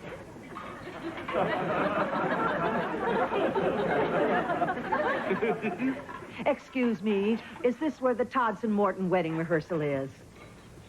Mrs. Morton? Yes. You don't recognize me, do you? Cassie Cranston. Cassie Katie Lou Cranston? Shh, it's Cassie now. It's blonde now, too. I like it. Thank you.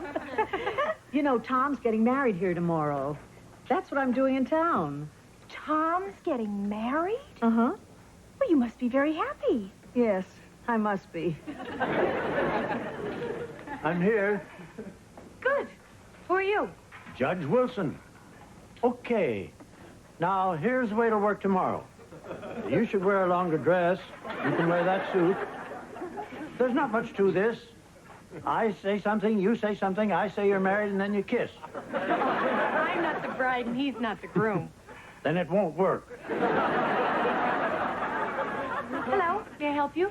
We're here for the Todson Morton wedding rehearsal. Good. Now, here's the way it's going to work tomorrow. I say something, you say something. Judge, we are the parents of the bride. Well, where's the bride and groom? Well, the groom's not here yet, but this is the bride. Hi. No, that's not good enough. This is a very nice place, isn't it, Mother? So if you like getting married in a restaurant. Your daughter only gave us a week's notice. She's lucky she isn't getting married at a Jack-in-the-Box. Oh, you must be the Todsons. Look, the restaurant will be opening in about 15 minutes. I don't want to rush you, but I'm going to. Please take your places so we can get started. Not without the groom. Where's Tom? Oh, there's his mother. Maybe she knows. Estelle. Oh, hi, Peg. Andrew. Estelle? Hello, Mother Morton. Oh, please, Janie. Mother Morton makes me sound like I've been curing lepers. I'm sorry, Estelle. Better. Where is Tom? I don't know. His plane was due in 2 hours ago. I better call the airline and check. Well, at least your sister's here, Maureen. She's getting married in a bar? Where's the honeymoon? In a bowling alley? Please, don't get them started again. Well, I'm sorry, but could we just do this and get out of here? I've got a racquetball game. Tom isn't here yet. Oh, typical, just like a man. So am I. Hi, I'm Sonny Man. So what? You the bride? Me? Are you kidding? I am never getting married. Me either. How'd you feel about dinner and meaningless physical contact? How'd you feel about a shattered jaw? Guess you already had dinner.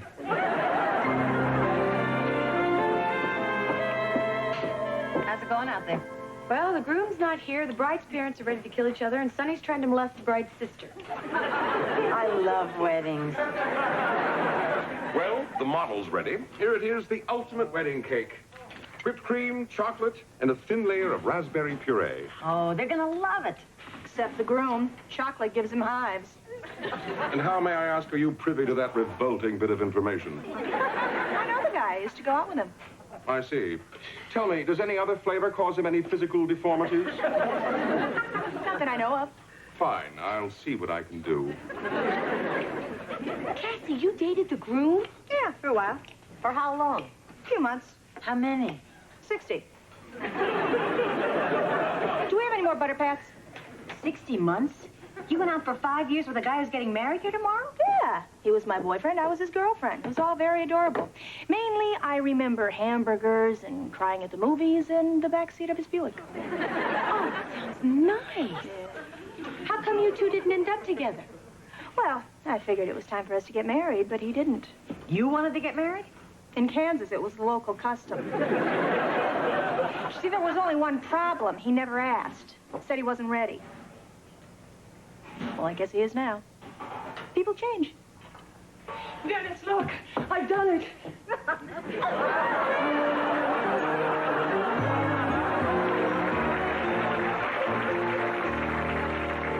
By the way, which photographer did you decide to go with? I thought you were going to take care of that. No, dear. You said you were.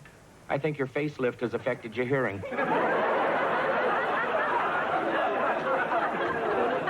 I feel a fight coming on. I thought we had a truce. I thought we had a photographer. Excuse me, I couldn't help overhearing because you were shouting. But if you need a photographer, maybe I could help.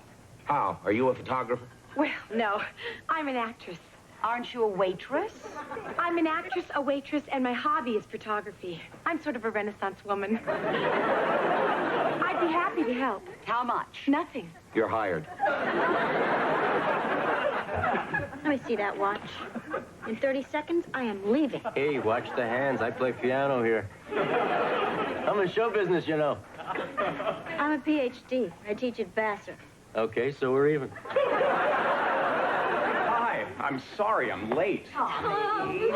Ladies and gentlemen, I'm terribly sorry, but we can't wait any longer. We've just got to open the restaurant. Well, the groom's here now, so we can start. Wait a minute, my best man's not here. Oh, Scrawny over here can stand in. Judge, we're ready. Huh? For what? The rehearsal. Oh, yes. Lord, this is an exhausting business. At least you can sleep through a trial. Okay. It goes like this. First, the bride's mother walks in, then the groom's mother, then the best man with the maid of honor, then the groom, then the bride and her father. Then I say a lot of stuff about powers being vested in me. Then the bride and groom promise each other a lot of hooey, and then they're married. Then somebody pays me and calls a cab.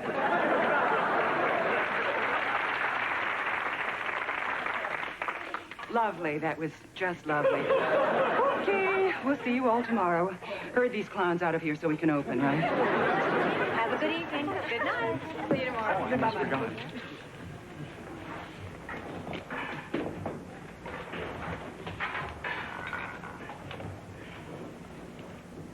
Katie Lou.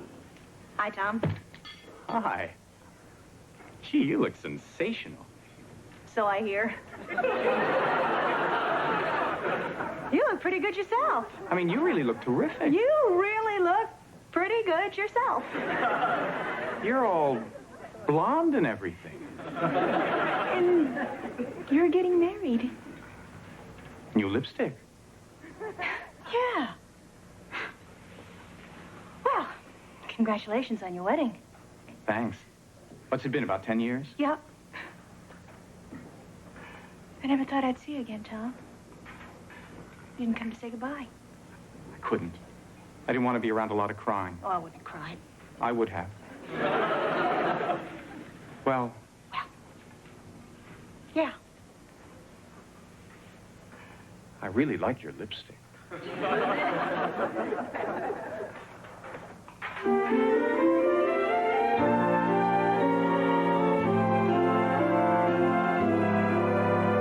Sonny, it's time. Begin the wedding march.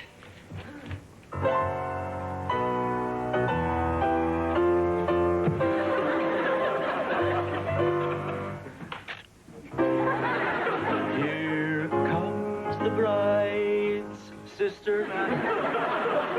Listen, Liberace, we're in a bind. The best man never showed. You're it. You want me? Only slightly less than I want all my hair to fall out. But you know the routines and you're dressed for the part. But I've got to play the wedding march. You'll hum.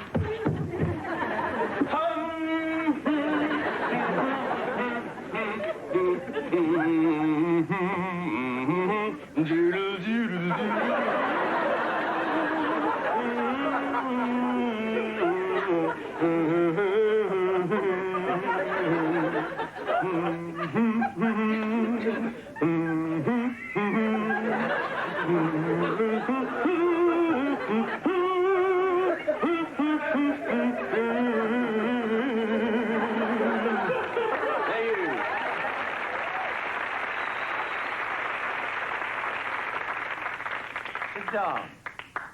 Okay. We are gathered here in this restaurant to join this man and woman in holy matrimony. At this point in the ceremony, it is customary for the bride and groom to say some special words to each other. Tom? I can't do this.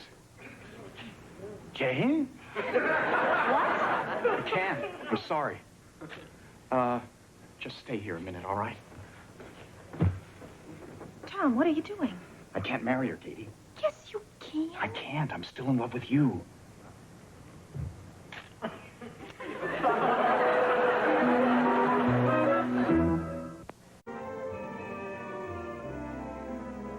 I mean it, Katie Lou. I really do love you. You're in the middle of your own wedding. Get back there. Get married and we'll talk about this later. Tom, honey, is something wrong? Yes. Well, Tom, honey, what the hell is it? I can't marry you, Jane. Smile. I'm gonna kill you. Tom, go get some water. Yes, but... Go, Tom. I'm trying to save your skin.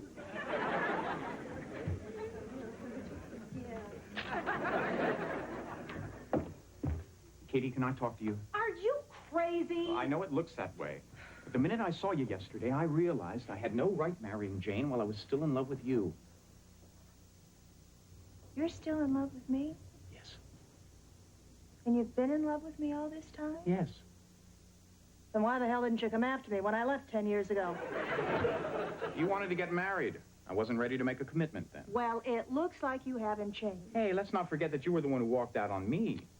You left me in Kansas with a lot of old memories, and you moved out to California. Got a whole new life. New hair. New lipstick. And now you want me back. I do. I do is what you should be saying in the other room. I can't marry Jane. I'm in love with you, and I want to be with you. Look me in the eye and tell me you don't care about me.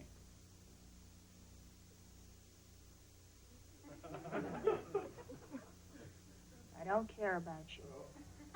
You were looking at my nose. Okay, okay. I have some feelings for you. But they're real mixed up right now. Satisfied? You never could keep your hair out of your eyes.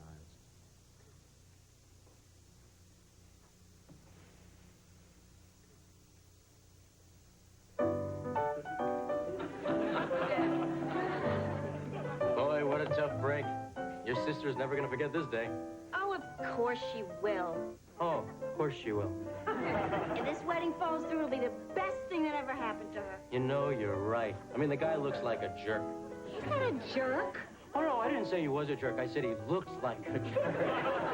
I know a guy who looks just like him, and he's a jerk. How do you keep changing your mind and agreeing with everything I say? Because I'm afraid of you. Hi. Oh, hi. Are you okay? I mean, this must be really upsetting for you. Oh, I don't know. Maybe it's for the best. Maybe this just isn't the right time for Tom to get married. No, it never feels like the right time. I remember when my daughter moved out, I thought I was losing her. How long has your daughter been married? She's not married. She's been living with someone for 2.5 years, and I don't feel like I've lost her. I'm very ashamed of her, but I don't feel like I've lost her. Well, Maybe I'm just afraid that when Tom leaves, my life will be empty. No, it doesn't have to be. I mean, my kids are gone, but I started working, and now I have a busy life and a lot of new friends. So you got a job so you wouldn't be lonely? No, I got a job so I could buy food.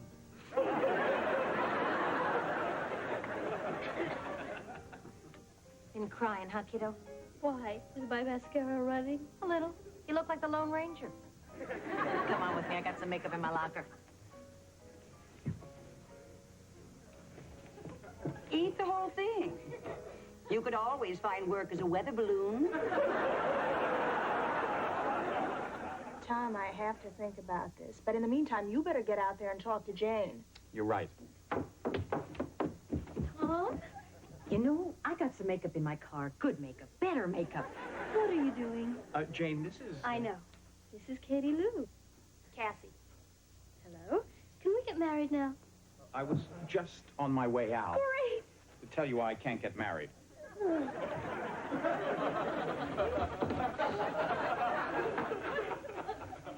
Has he been in here with you the whole time? What's going on? Tom says he's in love with me and he wants to be with me. You're not considering it, are you? Why should I consider being with the only man I ever really loved when I could have a series of empty relationships with a lot of people I don't care anything about?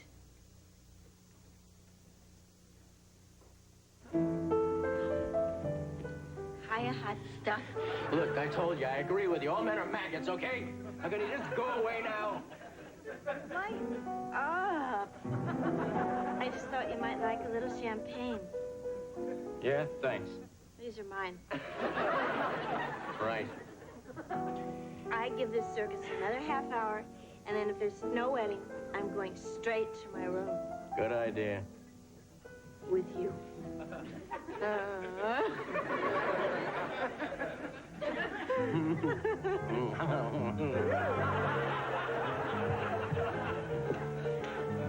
8 or 10 drinks and they all come around. Dot, what are you doing? Nancy, this is going to be one of my best shots.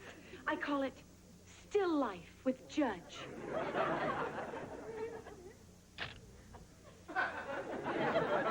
And on top of everything else, I feel guilty about Jane. I never made anybody faint before. Well, one time before. But at least the guy was having fun when he conked out. Nancy's looking for you guys. Why? There's no work to do. The wedding's off. Is that for sure? Tom says he can't get married because he wants to be with me. Boy, life is so tricky. If Tom's wedding wasn't going to be here, he probably would have gotten married, had children, grandchildren, pets.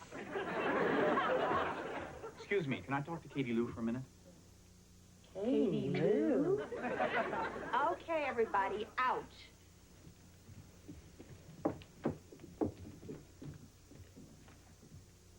How's Jane? When she comes to, she's okay. Have you talked to her? Well, not yet, but I've been waiting for the right moment. You mean you've been avoiding it? Yeah. But she's terrific. I know when I tell her, she'll understand. I wouldn't. If you'd pulled something like that on me, you'd be the one being carried out the room. Come on, that doesn't sound like the Katie Lou I know. It's not. I haven't been Katie Lou for a long time. Still like hamburgers? Steaks. Still cry at movies? Never. Still have that birthmark behind your... Removed. Okay, so you're not exactly the same. But seeing you reminded me of what I've always wanted. You know what seeing me really reminded you of? It reminded you of what you wanted 10 years ago. We could make it now. No, you could make it now with the right person. Right, with you. No, Tom, I've been thinking about this. I can't say I wasn't tempted. But you're not in love with me. What you are is scared of getting married. And if you're so scared of it that you can walk out of here and lose this girl, then go ahead. But if you love her, think about it. You must. You came this close to marrying her. He went all out, the suit, the flower, and the lapel. I mean, the closest we ever got to marriage was going to see 7 brides for 7 brothers. Tom, I know you. If you really didn't want this, would you be here?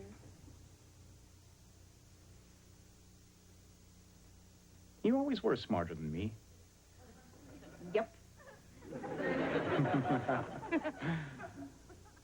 Well, I guess I better get out there. Boy, am I scared. Would it help to have an old friend in the room? You bet.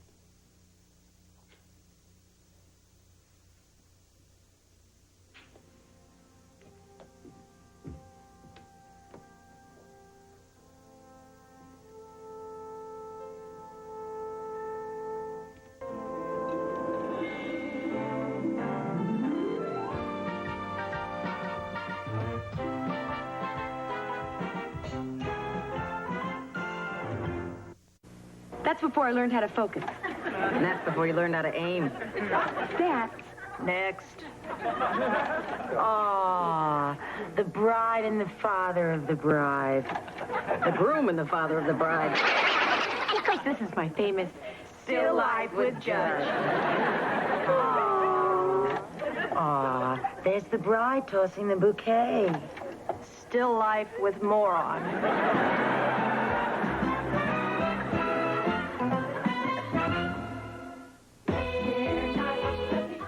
Coming up next on the Eyewitness 12 News Hour, more layoffs today at a local hospital. We'll show you why. High-tech help is here for people with hearing trouble.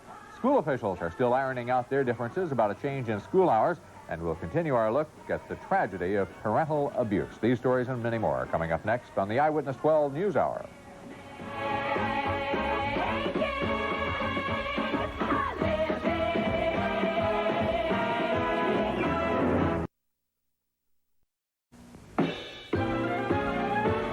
Life's not the French Riviera. Believe me, life's not a charity ball. It isn't all a great big bed of roses. It's not like showbiz, but the main thing I suppose is our life. Believe me, we know we're doing fine. Can we maybe less than wealthy? But then again, we're young and healthy. And anyone who's young and healthy knows that that's the way. The traffic's slow. We're making a living.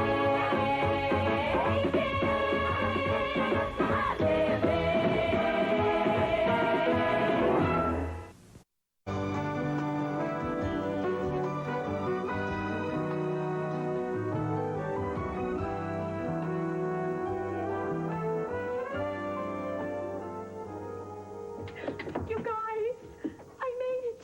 I finally got a commercial. I had the audition this afternoon, and I knocked their socks off. Oh, this is so exciting. My face is going to be on TV. It's even going to be on the product. Dot, you have a dog. Oh, I know. He's in a commercial with me. It's for dog food. Your face is going to be on dog food?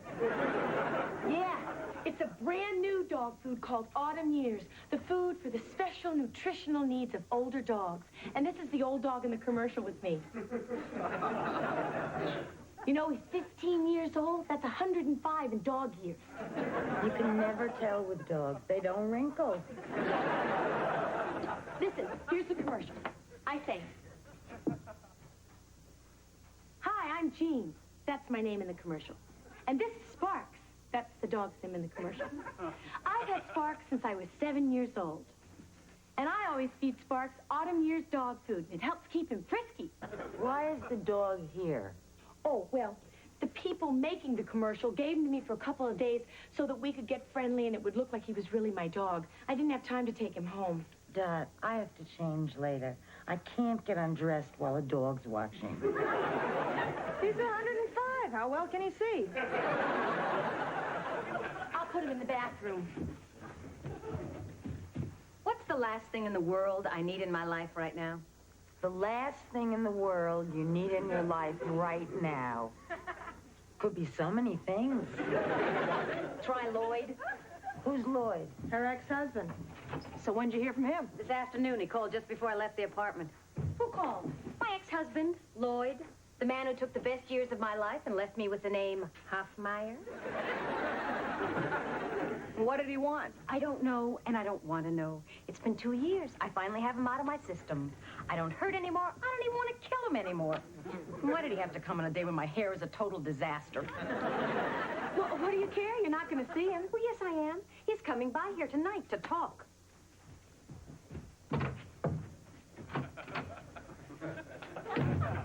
Why is there a dog doing tricks in the bathroom?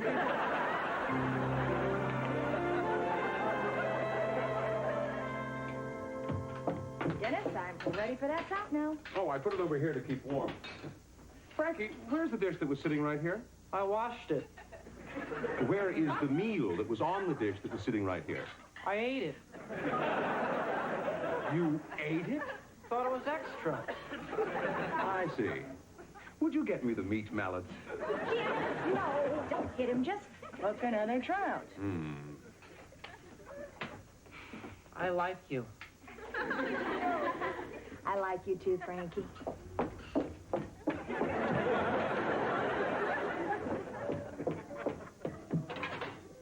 Jan, What? calm down. My stomach's doing cartwheels. I won't calm down till he gets here. I think he's here. I lied. I won't calm down till he's gone. I'm not positive, but there's a man at the bar who fits his description. Horns, tail, pitchfork. Is that him? Guy hitting on the bimbo? Yeah, that's Lloyd. He cut his hair. It's been 2 years. He's probably cut a lot of things. I gave him that jacket. He's picking up girls in it. Excuse me, Lloyd, do you have a minute, or am I interrupting something deep? Oh, Jan, this is, Debbie, this is my ex-wife, Jan. Hi, Jan. Hi, Deb. Well, it's been nice talking to you, Lloyd. Yeah, same here. Still haven't lost the touch. What? She sat down next to me. We struck up a conversation. I didn't ask her out. I didn't even ask her what she was drinking. What's your sign? Libra. Jan, how about a hello? Hello. Hi. It's been a long time. You look great. You sit down for a minute? For a minute. Can I get you a drink? I'm working. All right. So, how are you? Good. Fine. Getting along. How about you? Okay. Jan, get me a drink, huh? Get it yourself. Hey, who's the dude? Sunny man, Lloyd Hoffmeyer. Hoffmeyer, ex-hubby, failed marriage. That Hoffmeyer? Bet you're glad he's back in town. I mean, the woman barely dates. Jan, are we serving this gentleman or cruising the bar? This is her ex-husband, the guy that dumped her. Nancy Beebe, Lloyd Hoffmeyer. Hello. Excuse me. Lloyd Hoffmeyer, Maggie McBurney. Hi. Hi. Miss Beebe, couldn't we give Jan just 5 minutes to talk to Lloyd? 5, Jan. I've cautioned you all repeatedly about bringing friends and relatives into the restaurant. She hasn't seen him in 2 years. How would you feel if he were your ex-husband? I wouldn't know. I've never been married. You're kidding. An attractive woman like you. Oh, well, it's not that I haven't had offers. In fact, right now I'm seeing a very agreeable gentleman from the West Indies. Really? Tell me all about him. Well, he's none of your business. This isn't a very good place to talk. I know. Look, I'll get right to the point. I've moved back to L.A. Mm-hmm. I've got a good job, an apartment, and I'd like to start spending time with Ellen again. Ellen? Our daughter. I know Ellen. I'm her mother. Well, I'd like to go back to being her father. Good idea. She could use one. That's what I thought. You know, I know it's taken me a while to get my priorities straight, but they are now. And more than anything else, I want to be a part of Ellen's life. She'll be thrilled. How about you? I'm trying to find a reason not to like it, but I'm not coming up with one. That's a relief. 3 minutes, Jan. Well, look, I better let you get back to work. I'll call you about making arrangements. Okie doke. So, nice seeing you again. Me too.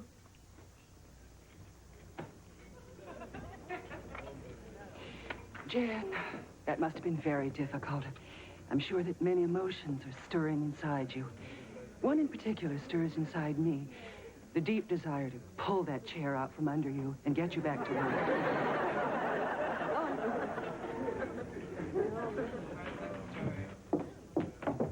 Well, what do you want? He wants to see Ellen. What do you think? All in all, I think you look better with his hair longer. Could you guys come in the lounge for a second? What is it? I think Sparks is dead.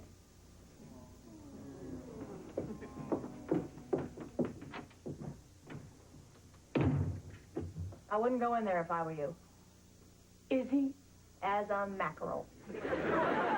Oh, no. What am I going to do? I killed the autumn years dog. Oh, Don.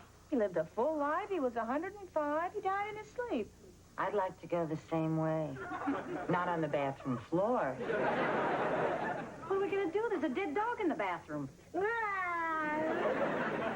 use another bathroom. And after work, Dot and I will sneak him out and take him to a nice dog hospital where they can handle these things. What am I going to tell the dog food people?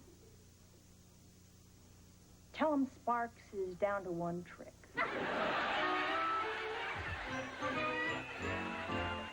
Hi, Maggie.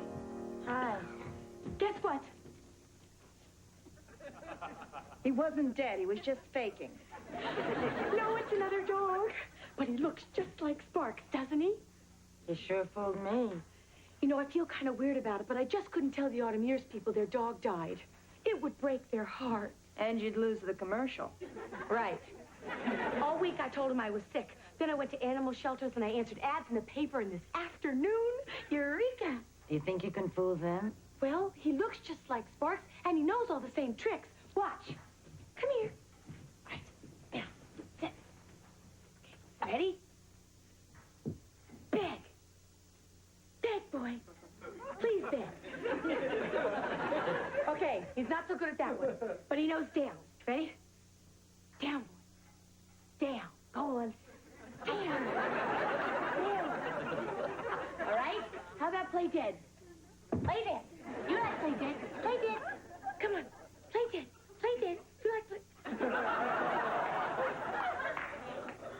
Good, Dad. Now, if they can get you to eat the dog food, you can do the commercial yourself. I'll stall him a few more days and work with him. And just don't sit there. Practice. Hi. Hi. What's wrong? Lloyd took Ellen away this afternoon. Oh, Jan, he'll bring her back. I know, Maggie, on Sunday. It's just that this is the first time we've ever been separated for a whole weekend. I'm gonna miss her. Jan, wait. He's back. No, he's not. It's another dog. Oh, good. So is Ellen excited to see Lloyd? Excited? You would have thought it was Christmas morning. Well, he's her father. She'll probably have a lot of fun with him. Maggie, life with me is not all scrubbing floors and sweeping chimneys. What are you going to do while they're gone? Wish I was with them. They'll probably have a great time. The three of us used to. Lloyd loved to just pack us all up in a car on a Saturday and take off. Sometimes we wouldn't even know where we were going. Once we ended up in Las Vegas. Joseph and I went to Las Vegas on our 16th anniversary. He liked to do things on even years. Maggie, why is it that every time I tell you a story, you tell me another story, and then I never get to finish my story? I'm sorry. I didn't mean to interrupt. I guess I just have a lot of nice memories. So do I.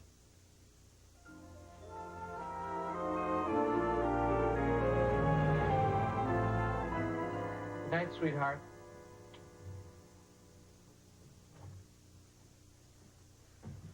Hope you didn't let her eat too much junk today. It'll upset her stomach. Oh, she just had some popcorn, a couple of hot dogs, cotton candy, ice cream, a snow cone. All that? Well, she probably ate some other stuff when I lost her, but that was only for about an hour. You lost her for an hour? Jan, relax. I'm only kidding. I didn't lose her for a minute, and I didn't let her eat any of that stuff, either. You're gonna have to learn to trust me, you know. Just give me a chance to get used to you again, okay? It ain't easy. No. It's not easy for me getting back to being a father. Ellen give you any trouble today? Nah. Well, maybe just once, when she had to go to the bathroom. That happens several times a day with little girls. I know, it's just that they had a men's room and a ladies' room, and Ellen didn't quite fit into either category. So there I was, Mr. Daddy, stumped about how to let my daughter go to the bathroom. What'd you do? The only thing I could do. Stood there like an idiot until Ellen finally said, Daddy, just let me go in there alone. I'm glad you got the problem worked out. Well, that part was easy. It was when she didn't come out that I had the problems. Was she in there too long? Well, I didn't know. I mean, I didn't have anything to go by. So I finally asked a lady how long it took. She was about to answer me with her umbrella when Ellen came out and saved me. You want to finish the wine? Might as well. I can never get the cork back in the bottle. You know something, Lloyd? You've really changed. Yeah, how? Well, for one thing, you dress better. That's all part of my current maturity kick. Maybe being away from me really helped you. Nah, you weren't so bad. Thanks. I needed that. My pleasure. I'd like to propose a toast. Okay. Nah. You know, I'd rather do.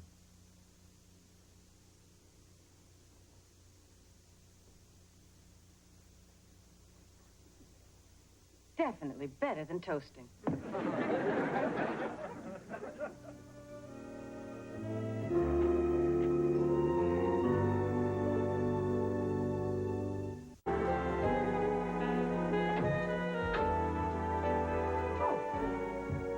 Still here.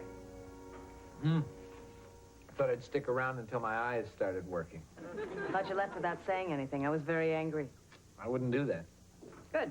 Now get out. I enjoyed last night, too. I'm worried about Ellen. Where is she? In her room? Has she seen you? No, I looked in on her. She's still asleep. That was very thoughtful. Now beat it.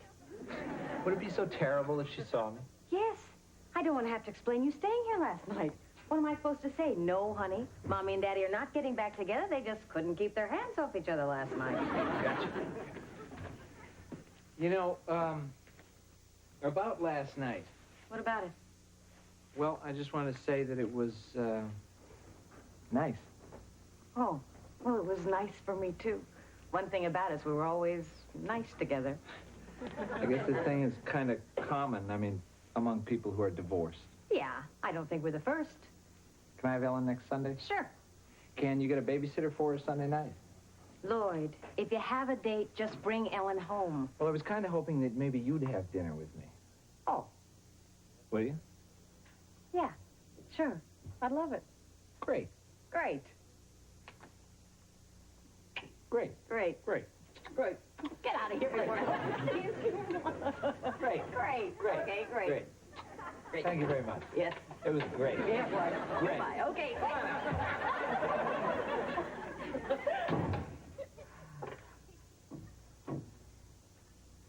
Ellen, time to get up.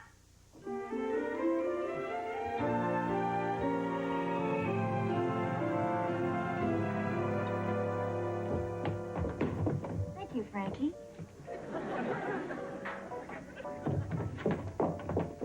Sounds like things are getting serious between you and Lloyd. I think they are. I haven't said anything to Ellen yet, and Lloyd hasn't said much, but the way things have been going, I would not rule out the possibility of us getting back together. Oh, Jan, that's great. Thanks.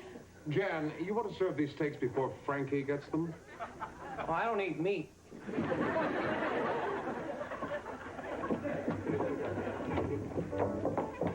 Well, tomorrow we shoot the dog food commercial. Oh, how's the fake Sparks doing? Oh, great. I taught him all the tricks and he has them down cold.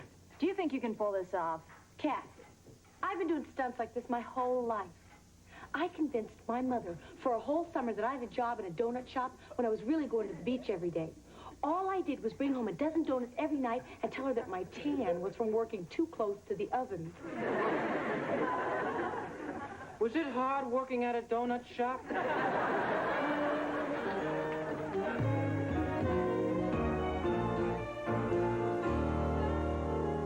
something burning in the kitchen? It's a dessert. Just like old times, huh? Burning the dessert. No, I'm not. Wait a minute. Hey, you baked a cake. Great. Why are there candles? Didn't have any icing and it looked plain. I love it. Especially the ballerina. I had that from Ellen's birthday. Should I blow out the candles? Yeah, otherwise we'll have wax over the cake. Right. How about a wish? Sure. What'd you wish for? Icing. You know, this is exactly what I wanted tonight. Somebody special to celebrate with. You know, I'm really proud of you. To close a big deal like that only a couple weeks after you got to town. I am turning into quite the grown-up, aren't I? Problem? Yeah, this may take a while. I guess I let it bake too long. It's a little tough. Don't worry about it. We'll grab a couple of forks and search for the soft spots. By the way, remember to tell your mom that I appreciate her taking Ellen out tonight. I will. She's really good about taking Ellen. Anytime that I have a... when someone... She's real good about that. So let's talk about us. Okay. Just let me finish chewing this piece of cake, Griffin. Take your time. You know, I was really scared about coming back after 2 years. I mean, coming back to L.A., coming back to see you and Ellen. But you made it a whole lot easier. I'm glad. It's funny. It's like we just picked up where we left off. You maybe a little before that. If you remember, things were pretty lousy when I left. That's why I think that we should be real careful now not to get carried away. Carried away? Yeah, I mean, things are going real well now, so let's just keep them the way they are. Let's not go off the deep end.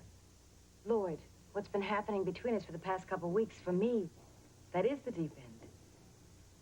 Jan, I'm just not ready to get back together now. I mean, what good would it do? Hey, yeah. We'd be stuck with seeing each other all the time. We'd have caring, closeness, companionship. What a drag, huh? Can't we have closeness and companionship without living together? Not the kind I want.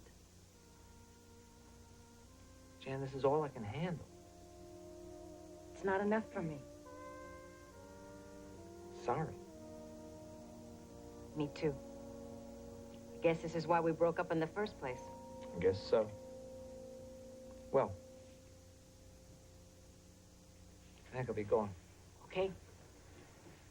Thanks for the dinner and everything. You're welcome. Good night. Good night.